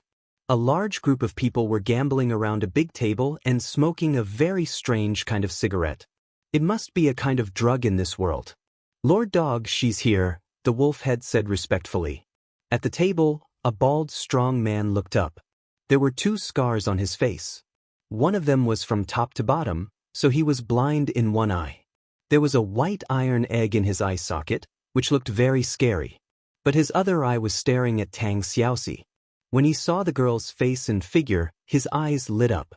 He laughed and said, Ho San, you're really lucky. Such a good girl has fallen into your hands. Ho San smiled and said, Lord Dog, I hope you can put in a good word for me in front of the Supreme Dragon Chief. Master Ho laughed and said, don't talk nonsense. After you give this girl to me, I'll recommend you to the Supreme Dragon Chief. You'll be promoted 3 times. It's not a problem for you to be a bare head. Thank you, Lord Dog. Who is this person? He's a new face. Reporting to Lord Dog, this little brother is a friend I recently recruited. Oh, I see. Promote him to be a snake head. Yes, thank you, Lord Dog. As he spoke, Lord Dog walked over with a greedy look in his eyes. He reached out to touch Tang Xiaoxi's beautiful face and said, it seems that Lord Dog is going to be a groom tonight. Lin Muyu's gaze swept across the room. There were a total of 12 people in the room. Other than Elder Dog, who had a tiger's head, there was also a whale's head and 2 sharks' heads. The rest of them were all small fry. All of them had arrogant expressions on their faces. To be able to rise to his current position, he must have defiled many young ladies. Hence, Lin Muyu's killing intent was instantly ignited. Wow! Suddenly, a chill spread out with Lin Muyu at the center. The Saint Realm quickly enveloped the surroundings, causing everyone to be speechless. He smiled at Lord Dog and raised his hand to push away the hand that was touching Tang Xiaoxi. Lord Dog, do you know who the girl you're about to take advantage of is? Under the pressure, Lord Dog's bald head was covered in sweat. He could barely speak and his voice was very hoarse. I don't know. For you. Lin Muyu gently lifted the gray robe in front of her chest, revealing a glittering golden-purple Yin flower. She smiled and asked, "Do you recognize this?" The purple Yin flower was the emblem of the Qin family that only members of the royal family and the military could wear. The golden purple Yin flower was the emblem of the Qin family that could only be worn by deputy generals and kiliarchs. Behind the purple Yin flower, there was a golden six-pointed star for kiliarchs, 2 stars for captaincy, and 3 stars for generals and generals. Although Lin Muyu didn't have any stars, having a golden purple Yin flower was enough to prove her identity. Lord Dog's body trembled. We don't have any other intentions. Lin Muyu's eyes turned cold. She smiled and said, "Bring me to see the dragon head." "Don't even think about it." Lord Dog growled. "Really?" Lin Muyu suddenly raised her hand and pulled out the star's sword from her robe. The bright light illuminated the whole room. Her figure flashed and disappeared. In the blink of an eye, there was only a pile of corpses left in the room. Only Lord Dog and Ho San were left from the Bronze Dagger Gang. They didn't even let out a scream during the process of killing. "Who exactly are you?" Lord Dog asked, his heart filled with despair. Tang Xiaoxi laughed. "He's a soldier of the Empire, and he's also someone who can wield the aura of a saint-level expert. How many high-ranking military officers in the Empire have reached the saint level, and how many of them are so young? Can't you guess?" Lord Dog's face turned even uglier. Could it be wind, rain, thunder, and lightning? Lin Muyu smiled. "I'm Lin Muyu, ranked second in wind, rain, thunder, and lightning. Lord Dog, as long as you bring me to see the dragon head, I'll spare your life. Otherwise, I'll kill you and find other people from the Bronze Dagger Gang to see Lu Jun." "You?" Lord Dog's breathing was very rapid. The people outside didn't notice the change in the room. Even if they did, they would still die under Lin Muyu's sword if they rushed in. How could a motley crew be a match for a holy king? Moreover, the identity of the girl who came with Lin Muyu was even more suspicious. Looking at her incomparably calm appearance, her strength was probably not inferior to Lin Muyu's. For a moment, countless thoughts flew through Lord Dog's mind. In the end, he could only choose despair. The weak couldn't beat the strong. If he still wanted to cause trouble at this time, he would simply be seeking his own death. Sigh. After a sigh, Lord Dog said, "Could it be that Zetian Palace has already set their eyes on the Bronze Dagger Gang? It's not Zetian Palace. It's me who has set my eyes on the Bronze Dagger Gang." Lin Muyu said indifferently, "You guys go around robbing women. Your sins are so heavy. It's time for you to receive your retribution. Besides the dragon head Lu Jun, who else can do it? Other than me, there are 2 tiger heads, 9 whale heads. You just killed one. There are 17 lizard heads and even more leopard heads. How many people does the Bronze Dagger Gang have? I've already recorded them. There are nearly 7,000 of them." Lin Muyu's heart turned cold. She couldn't help but suck in a breath of cold air. There were so many people. How could she catch them all in one net? This group of people from the Bronze Dagger Gang wasn't as easy to deal with as Situ Sen's Heaven Execution Society. Most of the people from the Bronze Dagger Gang had killed people before. Moreover, each of them had a lot of sins. Lin Muyu didn't plan to let any of them go. If she didn't catch them all in one net, this operation would be considered a failure. "How can I see the dragon head?" Lin Muyu continued to ask. Lord Dog was a little dispirited and said, "Milord, we're just trading people to make a living. Please don't kill us all. Stop talking nonsense. I'm asking you, how can I see Lu Jun? Where is he?" The dragon head, stop hemming and hawing. Lin Muyu spread her hand, and the king's battle flame danced fiercely. She said, Lord Dog, do you think I can't bear to kill you? Lord Dog's whole body trembled, and his face became even paler. The dragon head lives in a manor in the south of the city. He spent 700,000 gold coins to buy a manor from a high official half a year ago. He also bought many female slaves to keep in the manor for fun. In addition, the dragon head spent money to build a private army. It's also in the manor. There are about 3,000 soldiers with excellent equipment. You should give up. 3,000 soldiers? Lin Muyu smiled. My brave dragon legion has 70,000 soldiers. Is it enough to encircle and annihilate him? You. At this moment, Lord Dog understood that Lin Muyu was determined to uproot the Copper Dagger Gang.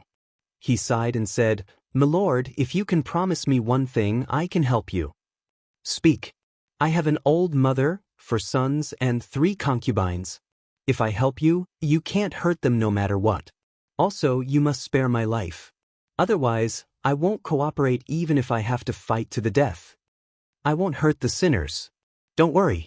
Can you tell me now? If my lord wants to uproot the Copper Dagger Gang, you have to do it at noon the day after tomorrow. Because the day after tomorrow is the Dragon Head's birthday, he has invited many nobles of Lanyan City to his manor. More than 80% of the Copper Dagger Gang's members will attend. As long as my lords surround the manor, you can capture them in one fell swoop. After saying this, Lord Dog softly slumped on the chair. It was as if these words had exhausted all his strength. He stared at Lin Muyu and said, My lord, you can either not do it, or you have to destroy the entire Copper Dagger Gang. I, Lord Dog, have done this kind of thing that will let the gang down. I don't want to be chased by the remaining people of the Copper Dagger Gang. And I understand. Don't worry. Lin Muyu took a deep breath. It seemed that she didn't need to meet the dragon head anymore. If she wanted to meet him, she could directly use force. In the wee hours of the morning after dealing with Lord Dog's evidence, she summoned Wei Chou, Sidu Sen, and the rest and issued a secret order. The Longdan army camp quietly left the city during the night. Nearly 70,000 soldiers of the Longdan army camp were already outside the city. Bai Yin brought a group of people to control Lord Dog and waited for the Dragon Head Lu Jun's banquet the next day. When night fell, Lin Muyu also left the city and brought Tang Xiaoxi to set up camp in the Longdan army camp outside the city. Wei Chou, Sidu Sen, and the other captaincy of the Dragon's Courage Legion were all there. Each of them was filled with excitement. This time, the encirclement of the Copper Dagger Gang's manor could be said to be carrying out justice on behalf of the heavens. This group of righteous generals were filled with anticipation. Suddenly, the voice of a messenger came from outside the tent. Commander, someone requests to see you. Who is it? I don't know. It's a woman. She won't say, but she has the Empress's golden token. Tang Xiaoxi said, Maybe it's Shengguan Jingyue? I don't know. Let her in. After the tent's door was opened, a graceful beauty wearing a long robe walked in. After lifting the cloak, a beautiful face was revealed. She inhaled the aroma of the food in the tent and smiled. It smells so good. Is there a share for me? In an instant, Wei Chou, Citizen, Fengxi, and the rest were scared out of their wits. They rolled away from the table, knelt on one knee on the carpet, and said respectfully, Greetings, Your Highness. The person who came was none other than Qin Yin. Xiao Yin, why are you here? Lin Muyu smiled in surprise. Qin Yin pouted and said with some annoyance, You're still talking about it? How could you not tell me about such a big commotion? Fortunately, little she told me. I've already received some information. Many of the people attending Lu Jun's banquet tomorrow are very difficult to deal with. Perhaps if I go with you, I'll be able to resolve a lot of unnecessary trouble. That's good too. Come, have supper with us? Okay. If brother you didn't mention it, I would be embarrassed to take the initiative to eat. Why are you so shy? Lin Muyu looked at her teasingly. Qin Yin's pretty face turned even redder. She said to Qin Yen, who was behind her, Yen, bring people back to Zetian Palace Hall. Don't let anyone know that I'm not in Zetian Palace Hall. Do you understand? Qin Yen placed his hand on the hilt of his sword and said hesitantly, Cousin, you don't want me to follow the Longdan army camp to annihilate the Bronze Dagger Gang? No way. Quickly return to Zetian Palace Hall. Just treat it as helping cousin. All right then. Men, leave 100 Imperial Guards to protect His Highness. The rest follow me back to Zetian Palace Hall. Chapter 569. It was close to noon, and the warm winter sun shone unreservedly on the earth. Nearly 10 li south of Lanyan City, between two small towns, a luxurious manor stood on the map of Lanyan City. At this time, there was a continuous stream of carriages entering the manor. They were all nobles from Lanyan City, and some of the carriages even had golden purple flowers embedded on the wheels. There were a total of 4 entrances to the manor. The main gate faced west, and 2 golden statues of goddesses glowed dazzlingly under the sun. These 2 statues were gilded, symbolizing wealth and nobility. Carriages entered one after another under the stone statues, and the owner was welcoming them. He was a man in his 30s, and although he looked like a rat, he wore a brocade robe embroidered with gold. He was the man who had once tried to kidnap Qin Yin in the dragon-seeking forest, Lu Jun, the chief of the Copper Dagger Gang. Several private soldiers in armor stood behind Lu Jun, long swords at their waists. Their expressions were ruthless, and even their smiles seemed very stiff in the face of a group of nobles. Perhaps they were more suited to an expression of anger. Gurgle, gurgle. A carriage embroidered with tiger patterns entered the manor under the protection of nearly 100 guards. Lu Jun hurried forward with a face full of smiles, saying, General Weiyun, welcome to my humble abode. I, Lu Jun, apologize for not going out to meet you. The curtain of the carriage was lifted, and a general with thick eyebrows and big eyes walked out. It was General Weiyuan, Tang Xiao. As the son of Tang Lan's cousin, Tang Xiao had long since been promoted to a high position. As a second-ranked General Weiyuan, he could be considered to be famous in Lanyan City. He was in charge of nearly 30,000 troops from the Seven Seas City, and his name was known far and wide. Lord Lu Jun is too polite. Tang Xiao smiled faintly, saying, Since it's Lord Lu Jun's birthday, how can the Seven Seas Tang sect not come to congratulate you? Unfortunately, His Highness the Seven Seas King is busy with official business and can't make it, so I, a lowly General Weiyuan, have come to congratulate you on his behalf. Men, bring Lord Lu Jun a birthday gift. A few soldiers quickly worked together to carry a huge wooden plank over. The things on the plank were covered with red cloth. Tang Xiao smiled and said, My lord, don't you want to see what His Highness the Seven Seas King has prepared for you? Lu Jun beamed with joy as he walked forward. After pulling off the red cloth, he discovered that it was a pai xiu made of gold. It weighed at least 100 pounds, which was already very valuable. Not to mention, the carving was very detailed and lifelike, which made its value even more difficult to estimate. For a moment, Lu Jun was grinning from ear to ear. Your Highness is too polite. How can I enjoy this? Tang Xiao laughed out loud. Lord Lu Jun, there's no need to be so polite. We are in a cooperative relationship. The Seven Seas Monarch has a message for me to convey to you. But what? Recently, the demons and the Iha kingdom have been restless, and the survival of the empire is at stake. Therefore, His Highness has decided to expand the army and recruit the warriors in the province. This requires more provisions, weapons, salaries, and other materials. Therefore, His Highness the Seven Seas King has decided to increase the commission of all the restaurants, casinos, and workshops that the Tang family cooperates with you by 10%. I hope that Lord Lu Jun can consider the overall situation of the country. This, why can't I? Tang Xiao narrowed his eyes and asked with a smile. Yes, of course. Since His Highness the Seven Seas King has spoken, it's a small matter. General, please report to His Highness that this additional 10% of income will be sent to the Seven Seas King's mansion from this month onwards. His Highness can rest assured. Good, good. Tang Xiao patted Lu Jun's shoulder and laughed. Your Highness is far-sighted. You will definitely achieve great things in the future. Then, Shall I go in and drink your birthday wine first? Please come in. Please come in. Looking at Tang Zhao's back, Lu Jun couldn't help but clench his fists. His face was livid as he whispered, "This group of vampires.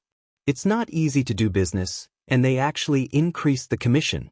Sai, a private army leader behind him, said, "Boss, this can't be helped. How can we not bow our heads when we are under the low eaves? Half of Lanyan City is under the control of the Tang family. If the Tang family doesn't protect us, I'm afraid more than half of our shops can't be opened at all. This 10% of income can be considered as filling the appetite of the King of Hell." That's the only way. Lu Jun gritted his teeth and asked, "Are all the people from the 6 ministries here? The people from the Ministry of Rights, the Ministry of Appointments, the Ministry of Revenue, and the Ministry of Justice are all here. Basically, they are all officials with the rank of assistant minister. However, the people from the Ministry of War and the Ministry of Works are still nowhere to be seen. Last month, the Minister of War, Xueling, chose 3 maids from us to be his concubines. Don't worry, we have him under our control. It's impossible that he won't come." Head boss is wise. In less than a few minutes, the neighing of war horses could be heard from outside the manor. The people from the Ministry of War had indeed arrived. Moreover, there were nearly 200 of them. The person who was wearing battle armor was the Minister of War, Xueling. He actually came to offer his birthday congratulations in person. Lu Jun hurriedly stepped forward, cupped his fists, and laughed. "The minister's presence brings light to my humble abode. You really give me too much face. Please come in." Xueling held the reins and did not dismount from his horse. He spurred his horse and led his entourage into the manor. When he passed by Lu Jun, he turned to look at him and said with a smile, "Boss Lu, what a grand show of extravagance. Such a birthday banquet is probably comparable to a noble's birthday." Minister, what are you talking about? Please come in, please come in." Watching Xueling leave, Lu Jun's expression became even uglier. The leader of the private army behind him said angrily, "What an arrogant and conceited Xueling. He didn't even dismount from his horse. He doesn't take us seriously at all." Lu Jun turned around and looked at him coldly. "He is the Minister of War with hundreds of thousands of soldiers and horses. We are the underworld ruffians of Lanyan City. Why should he take us seriously? Correct your attitude. We are businessmen. We get rich through harmony. Don't fight with others for a moment of pride." "Yes, I understand." Lu Jun turned around and looked at the road outside the manor. He said, "The people from the Ministry of Works probably won't come. I don't have much of a relationship with the Minister of Works, Yang He. It's almost time. Boss, let's go into the main hall to prepare for the birthday ceremony. Don't let the guests wait too long." "Okay, let's go." The extravagance of the manor's main courtyard was in no way inferior to that of the Zetian Palace. Qilin patterns were engraved on the huge pillars, and ancient patterns were engraved on the surface of the pillars. The patterns were glimmering, and only when the guests got closer to take a look did they discover that those patterns were actually all sorts of valuable precious gems that were embedded on the stone pillars. The wealth of the Bronze Dagger Gang had already reached the point where it could rival half a province. The main hall was very spacious. Young girls in faintly discernible gauze dresses walked through the crowd with plates of fruits and wine. These young girls were at least above average in beauty. The Copper Dagger Gang made its fortune through human trafficking. Naturally, they had no shortage of beautiful women. The fertile land of the Qin Empire had produced countless beautiful women. Now, they were brought to a place like this. They were dressed in revealing clothes and allowed the guests to grope them, but they didn't dare to resist at all. Lu Jun slowly walked into the main hall with a wine cup in his hand. He smiled and said, "Everyone, please be quiet." When the host spoke, the crowd quieted down from the noise. Lu Jun continued, "Everyone, I am sincerely grateful that you could attend my birthday in the midst of your busy schedule. As a token of appreciation, everyone who enters the hall today can choose one of your maids to take with them." Instantly, the hall was filled with jubilation. Many guests were already drooling over the maids beside them. Now that Lu Jun said such a thing, it was simply too extravagant. Thus, many people began to fight over the maids beside them. The banquet began and everyone took their seats. The Ministry of War's Minister Xue Ling, General Weiyuan Tang Xiao, Su family's commander Su Long and the others were arranged to sit at the same table. They were accompanied by Lu Jun personally. After 3 rounds of wine, everyone looked drunk. At this time, a member of the Tiger Head gang with a copper dagger on his waist walked in and whispered into Lu Jun's ear, "Dragonhead, something bad has happened. There are traces of the Empire's army on the main road. All of them are cavalry, and there are people in all 4 directions of the manor." "What?" Lu Jun trembled. "Which army is it? Don't they know that the Ministry of War's minister is here?" It's Lin Muyu's Valiant Dragon Corps. How many people are here?" "Too many to count."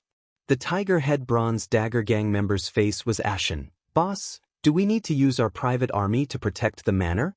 Soldiers are trained for 1,000 days to be used in a single moment." "Protect the manor?" Lu Jun sneered. "Do you plan to use that motley crew to block the Empire's official army? Then what should we do? Let me think." Lu Jun looked at everyone at the banquet and suddenly cupped his fists. "Lords and generals, this lowly one has a presumptuous request." Xue Ling smiled slightly. "Boss Lu, please speak your mind." Lu Jun said, "One of the armies stationed at Lanyan City, the Valiant Dragon Corps, is approaching this lowly one's manor with ill intentions. This lowly one is a proper businessman. If Commander Yu wants to make things difficult, please help this lowly one." "Lin Muyu is here?" Xue Ling gritted his teeth. "Let's see what he says when he arrives." "Boss Lu, don't panic." "Yes, thank you, Lord Minister."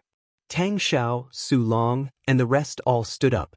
Hearing that Lin Muyu had brought the Longdan army camp over, they immediately sobered up.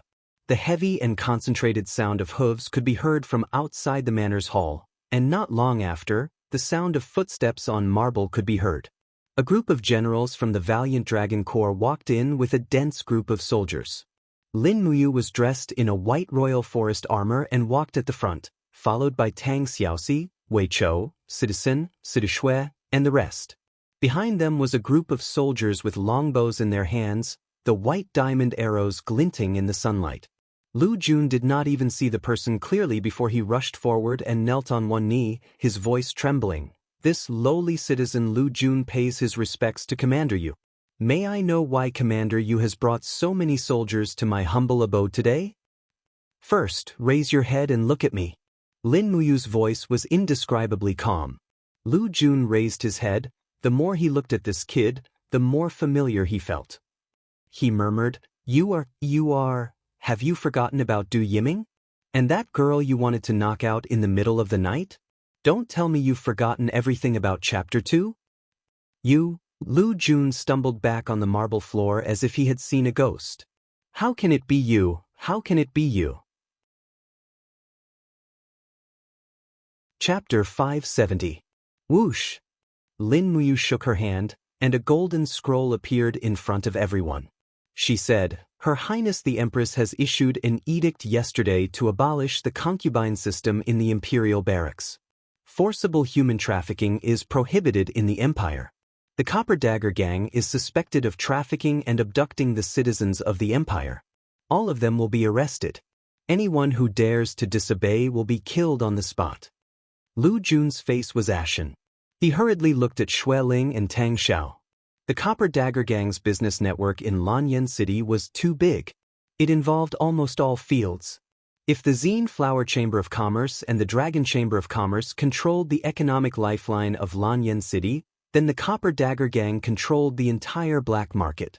The Copper Dagger Gang paid nearly 10 million jinin to the Seven Seas Palace every month and bribed the Minister of War, Xue Ling, with millions of jinin. They couldn't just sit back and do nothing. Tang Xiao slowly walked forward and put his hand on the hilt of the sword at his waist. He smiled and said, Commander Yu, let's talk it over. We have always been observing the Copper Dagger Gang's business. They are honest businessmen. All the slaves have contracts signed by the Ministry of Revenue and the local government. It is in line with the Empire's laws. They are not human trafficking. I hope Commander you can understand. Is that so? Lin Muyu raised her eyebrows and pointed at Tang Xiaoxi behind her. She said, 2 nights ago, Princess, she passed by the old district of Lanyan City alone. She was almost drugged and taken away by the Copper Dagger Gang.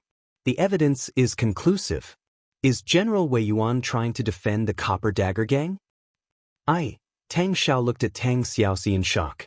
After all, Tang Xiaoxi was his niece, so he couldn't say much. Seeing that Tang Xiao was silent, Xueling stood up and said, the Bronze Dagger Gang is such a big gang, so it's inevitable that there will be some scums.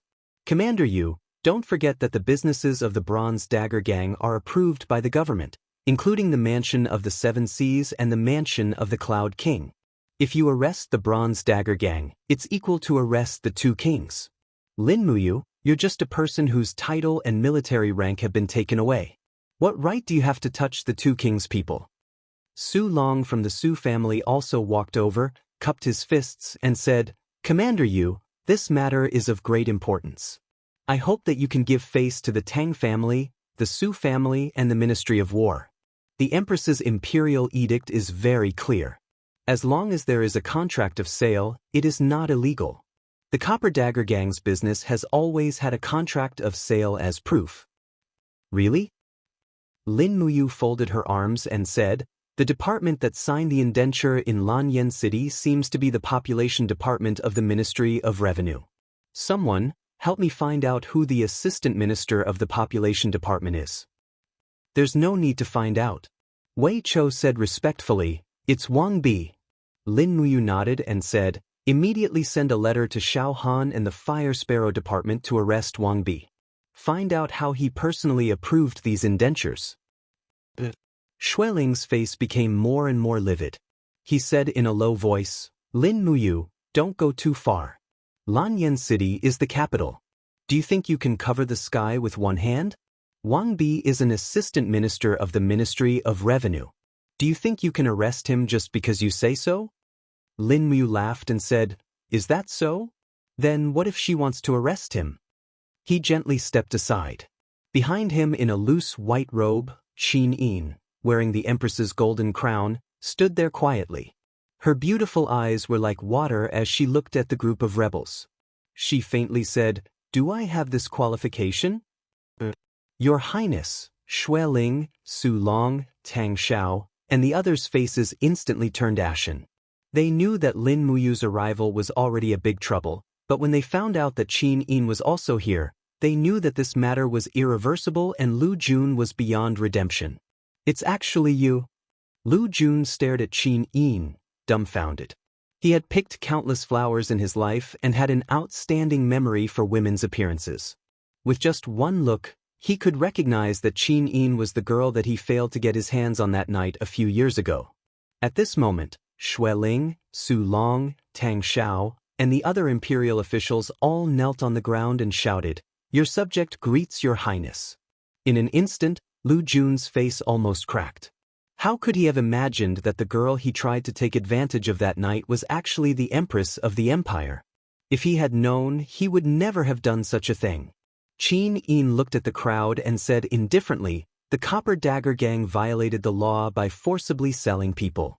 Now that the investigation has been carried out, everyone in the Copper Dagger Gang will be executed. I want to see how many people in Great Qin still dare to break the law knowingly. Minister of Population, don't use your power for personal gain. After the investigation, you will be executed immediately. The Minister of War, Xueling, colluded with the Copper Dagger Gang. Men, immediately remove his gold insignia and remove his position. Let Feng Jixing hold the position of Minister of War. Wei Chou walked forward and removed all the military insignia from Xueling's collar and shoulders. Before leaving, he didn't forget to pat Xueling's shoulder and smiled faintly without saying anything. Xueling was scared out of his wits. He knelt on the ground and trembled. Tang Xiao and Su Long were so scared that their faces turned pale. They didn't even raise their heads as they knelt on the ground. However, Qin Yin didn't punish them in any way. It was as if she didn't see them at all.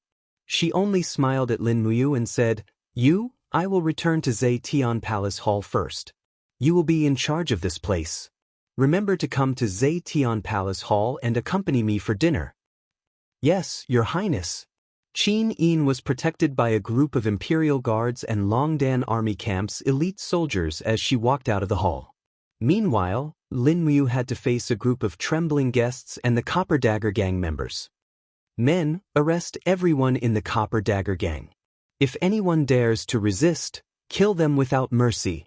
This time, Lin Muyu mobilized more than 30,000 soldiers from the Longdan Army Camp. It was more than enough to take down a motley crew like the Copper Dagger Gang. The Copper Dagger Gang members didn't dare to resist and all of them surrendered. Lord Commander!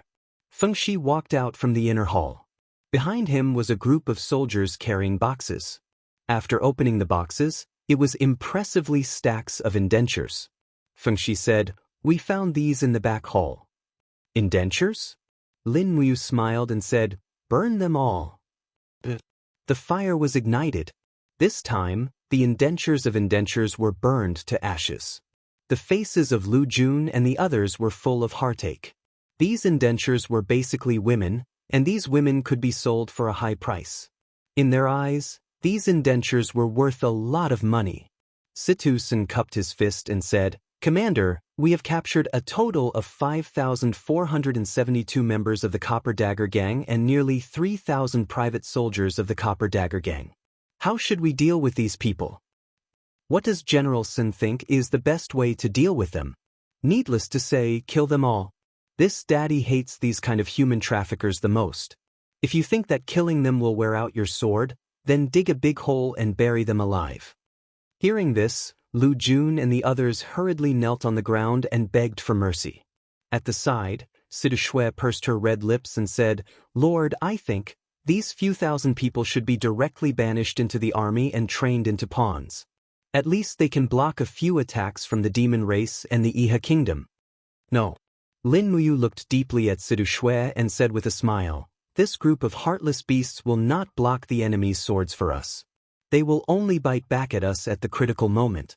Not everyone is worthy of forgiveness and tolerance. Someone, push all the members of the Copper Dagger Gang out of the manor and execute them.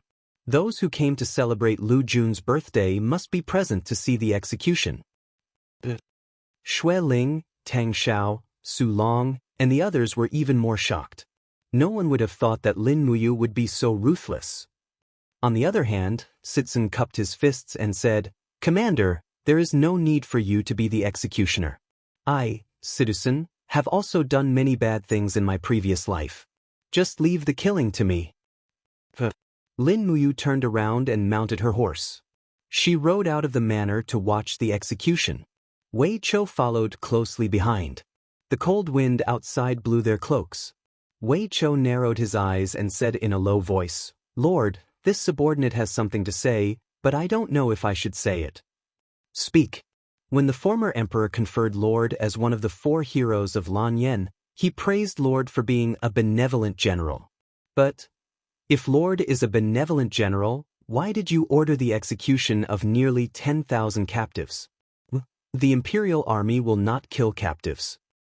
Wei Chou, do you think I have changed? Lin Muyu lowered her head. The cold wind was like a knife blowing on her face. It was a little painful. Wei Chou said, "This subordinate just don't understand why Lord is doing this." "Okay, then I will tell you." Lin Muyu looked at the Bronze Dagger Gang members who were lined up in the distance to be executed and said, "These people are willing to do anything for money. The humanity in their hearts has long been extinguished. If I spare their lives, the seeds of revenge in their hearts will continue to grow and grow.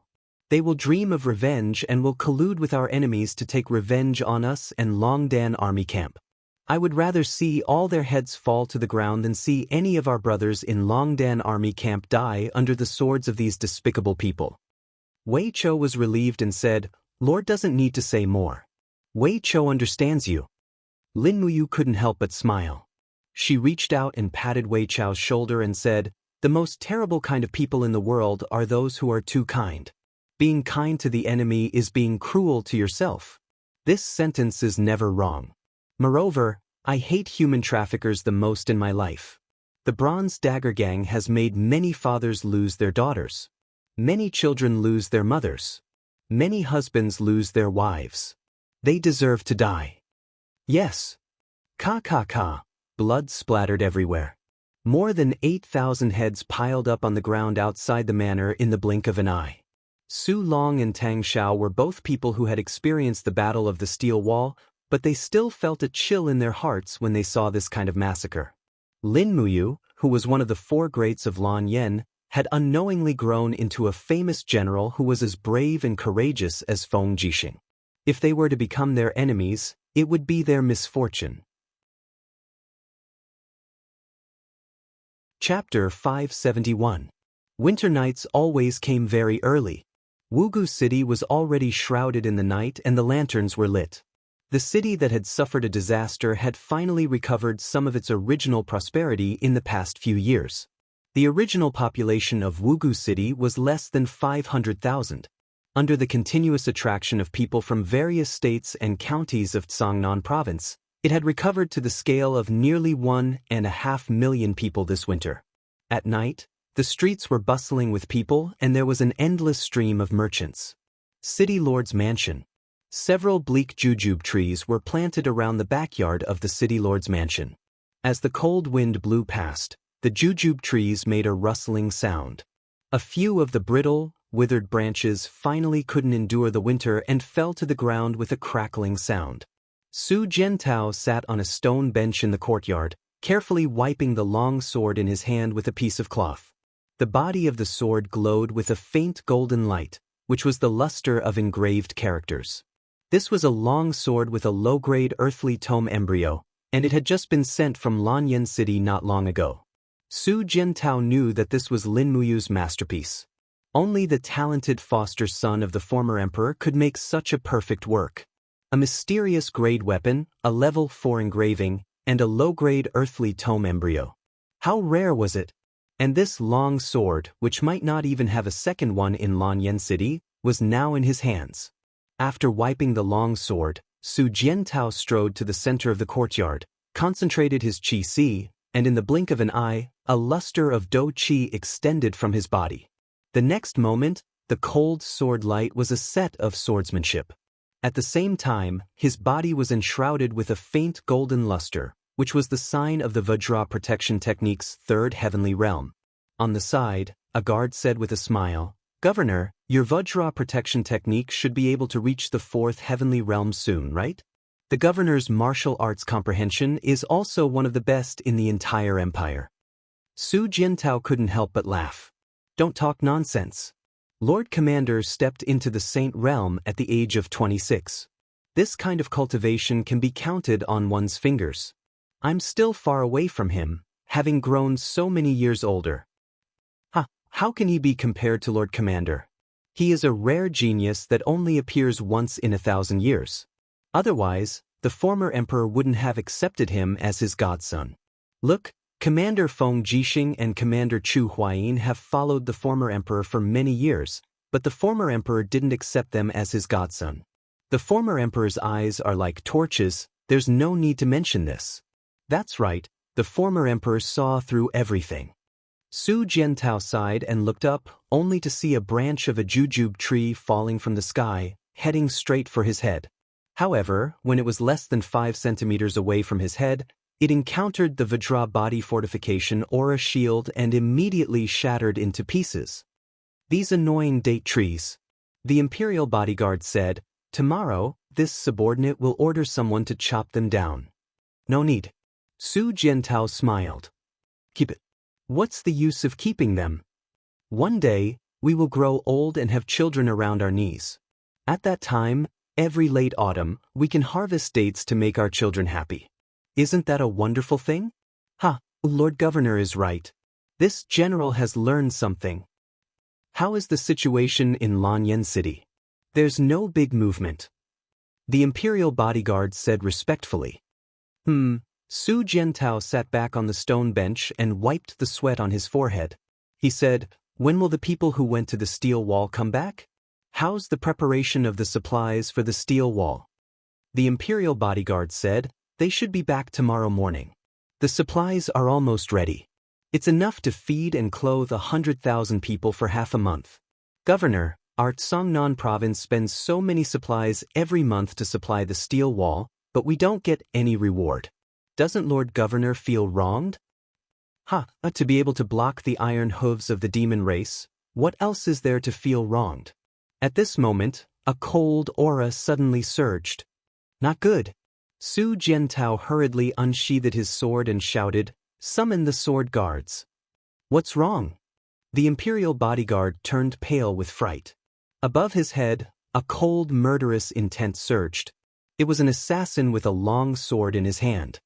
His whole body was overflowing with a frosty aura. A deep blue icy aura suddenly fell, blasting straight at Su Jiantao's head. This sword aura was shockingly strong.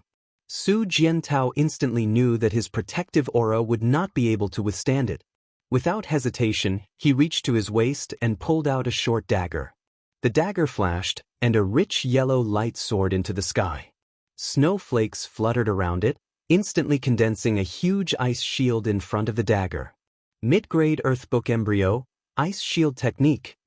The assassin's sword aura bombarded the ice shield.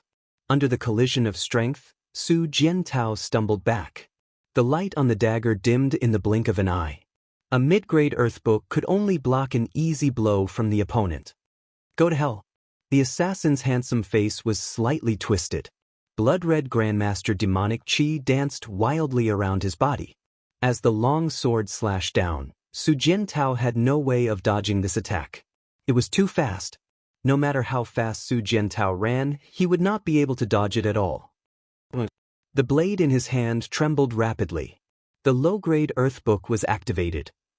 Su Jiantao felt as if all the strength in his body was about to be sucked dry. Suddenly, his body began to split apart.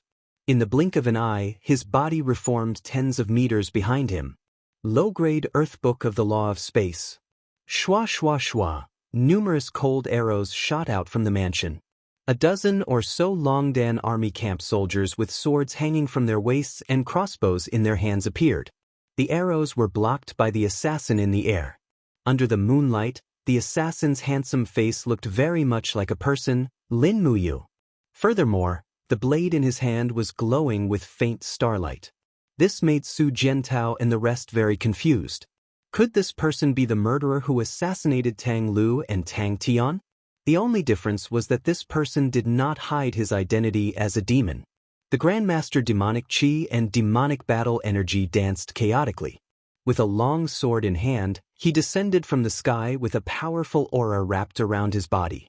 Bang! The mansion that was tens of meters tall was instantly turned into dust. The 3 Longdan army camp soldiers were unable to move.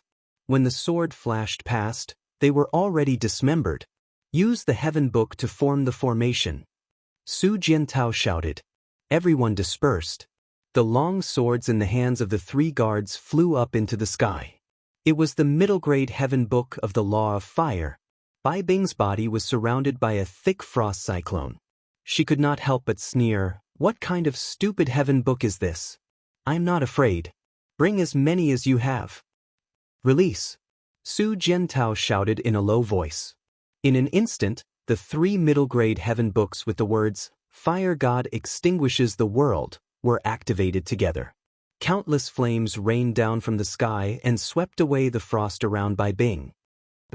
Only now did Bai Bing sense the might of these 3 heavenly tomes, and it was far from something that the Heavenly Book of the Laws of Fire in Tang Lu's possession could compare to. The strands of flame energy bore into his body from every pore and burned the spirit energy within his meridians, causing the layer of ice on his body to shatter and melt inch by inch. In the blink of an eye, the armor before his chest had turned completely red and was swiftly melting. My God! At this time, Bai Bing finally felt fear. A piece of skin on his right arm had already been burnt. Waves of heart-wrenching pain came from all over his body. Bastard! Bai Bing endured the immense pain and slashed out a frost sword chi. Pooh! A Longdan army camp soldier holding a Heaven Book embryonic sword was immediately slashed in half. He did not even have the time to scream before he died. Release the arrows. Su Jiantao ordered in a loud voice. More and more soldiers rushed over from the mansion. The densely packed white drill arrows danced in the air. In the blink of an eye, Bai Bing's chest and arms were already pierced by at least 7 to 8 arrows. However, the arrows did not penetrate too deeply into his flesh. They did not even injure his bones or internal organs. The body of a 5-star demon sect powerhouse had been tempered countless times. It was really too tyrannical. Bai Bing was full of shame and anger. He originally thought that he could perform a miraculous feat and kill Su Jiantao here. However, he did not expect that he would be defeated by the Heaven Book. He raised his palm and layers of frost formed a whirlwind that blocked the white drill arrows. When the frost storm dissipated, everyone could not see Bai Bing's figure anymore. This 5-star demon sect powerhouse had already escaped. Su Jiantao held the long sword with a dim light. This long sword of space law allowed him to directly teleport once and also saved his life. He stepped on the broken bricks and walked towards the courtyard. Looking at the mess on the ground, Su Jiantao could not help but secretly sigh. There were so many people and so many embryonic heaven books, but they still could not kill this demon clan assassin. "Governor," the guard at the side said bitterly, "we lost 7 people." "Got it." Su Jiantao looked up to the sky and sighed. "The demon clan has already targeted me. It's all my fault for letting everyone follow me to take such a risk." "Governor, don't say that. We are soldiers of the Empire. We can die for the Empire at any time. It's better to die in battle here than to wait for death in Lanyan City." "I know. Send a letter to Lanyan City and tell Commander Yu everything that happened today." "Yes." 3 days later, in Lanyan City, a letter arrived at the commander's tent in the Longdan army camp. It seems that the demon clan really have their eyes on Su Jiantao. Lin Muyu slapped the letter on the table with some irritation and said, "Forget about the 2 Wangfu scheming against us, but the demon clan also came." Sidu Sen and Wei Chou pulled the letter over together and looked at each other in dismay. Sidu Shui only took a glance and knew what had happened. She smiled gently and said, "Darren, Su Jiantao is guarding Tsangnan province and providing troops, food and combat materials for the steel wall. He has long been a thorn in the demon clan's eyes. If I am the commander of the demon clan, I will first get rid of Su Jiantao and then attack the steel wall." Lin Muyu was startled. If using General Shui's deduction, does it not mean that the demon clan will soon make a comeback? Sidu Shui was surprised. I just said it unintentionally. Darren, is there really such a possibility?" Wei Chou asked. "The demon clan has been dormant for 7 months. It is reasonable to say that they are indeed unable to hold back." You're tuning in to the Wandering Hero YouTube channel. Don't forget to subscribe and join us on this journey to catch the most captivating stories.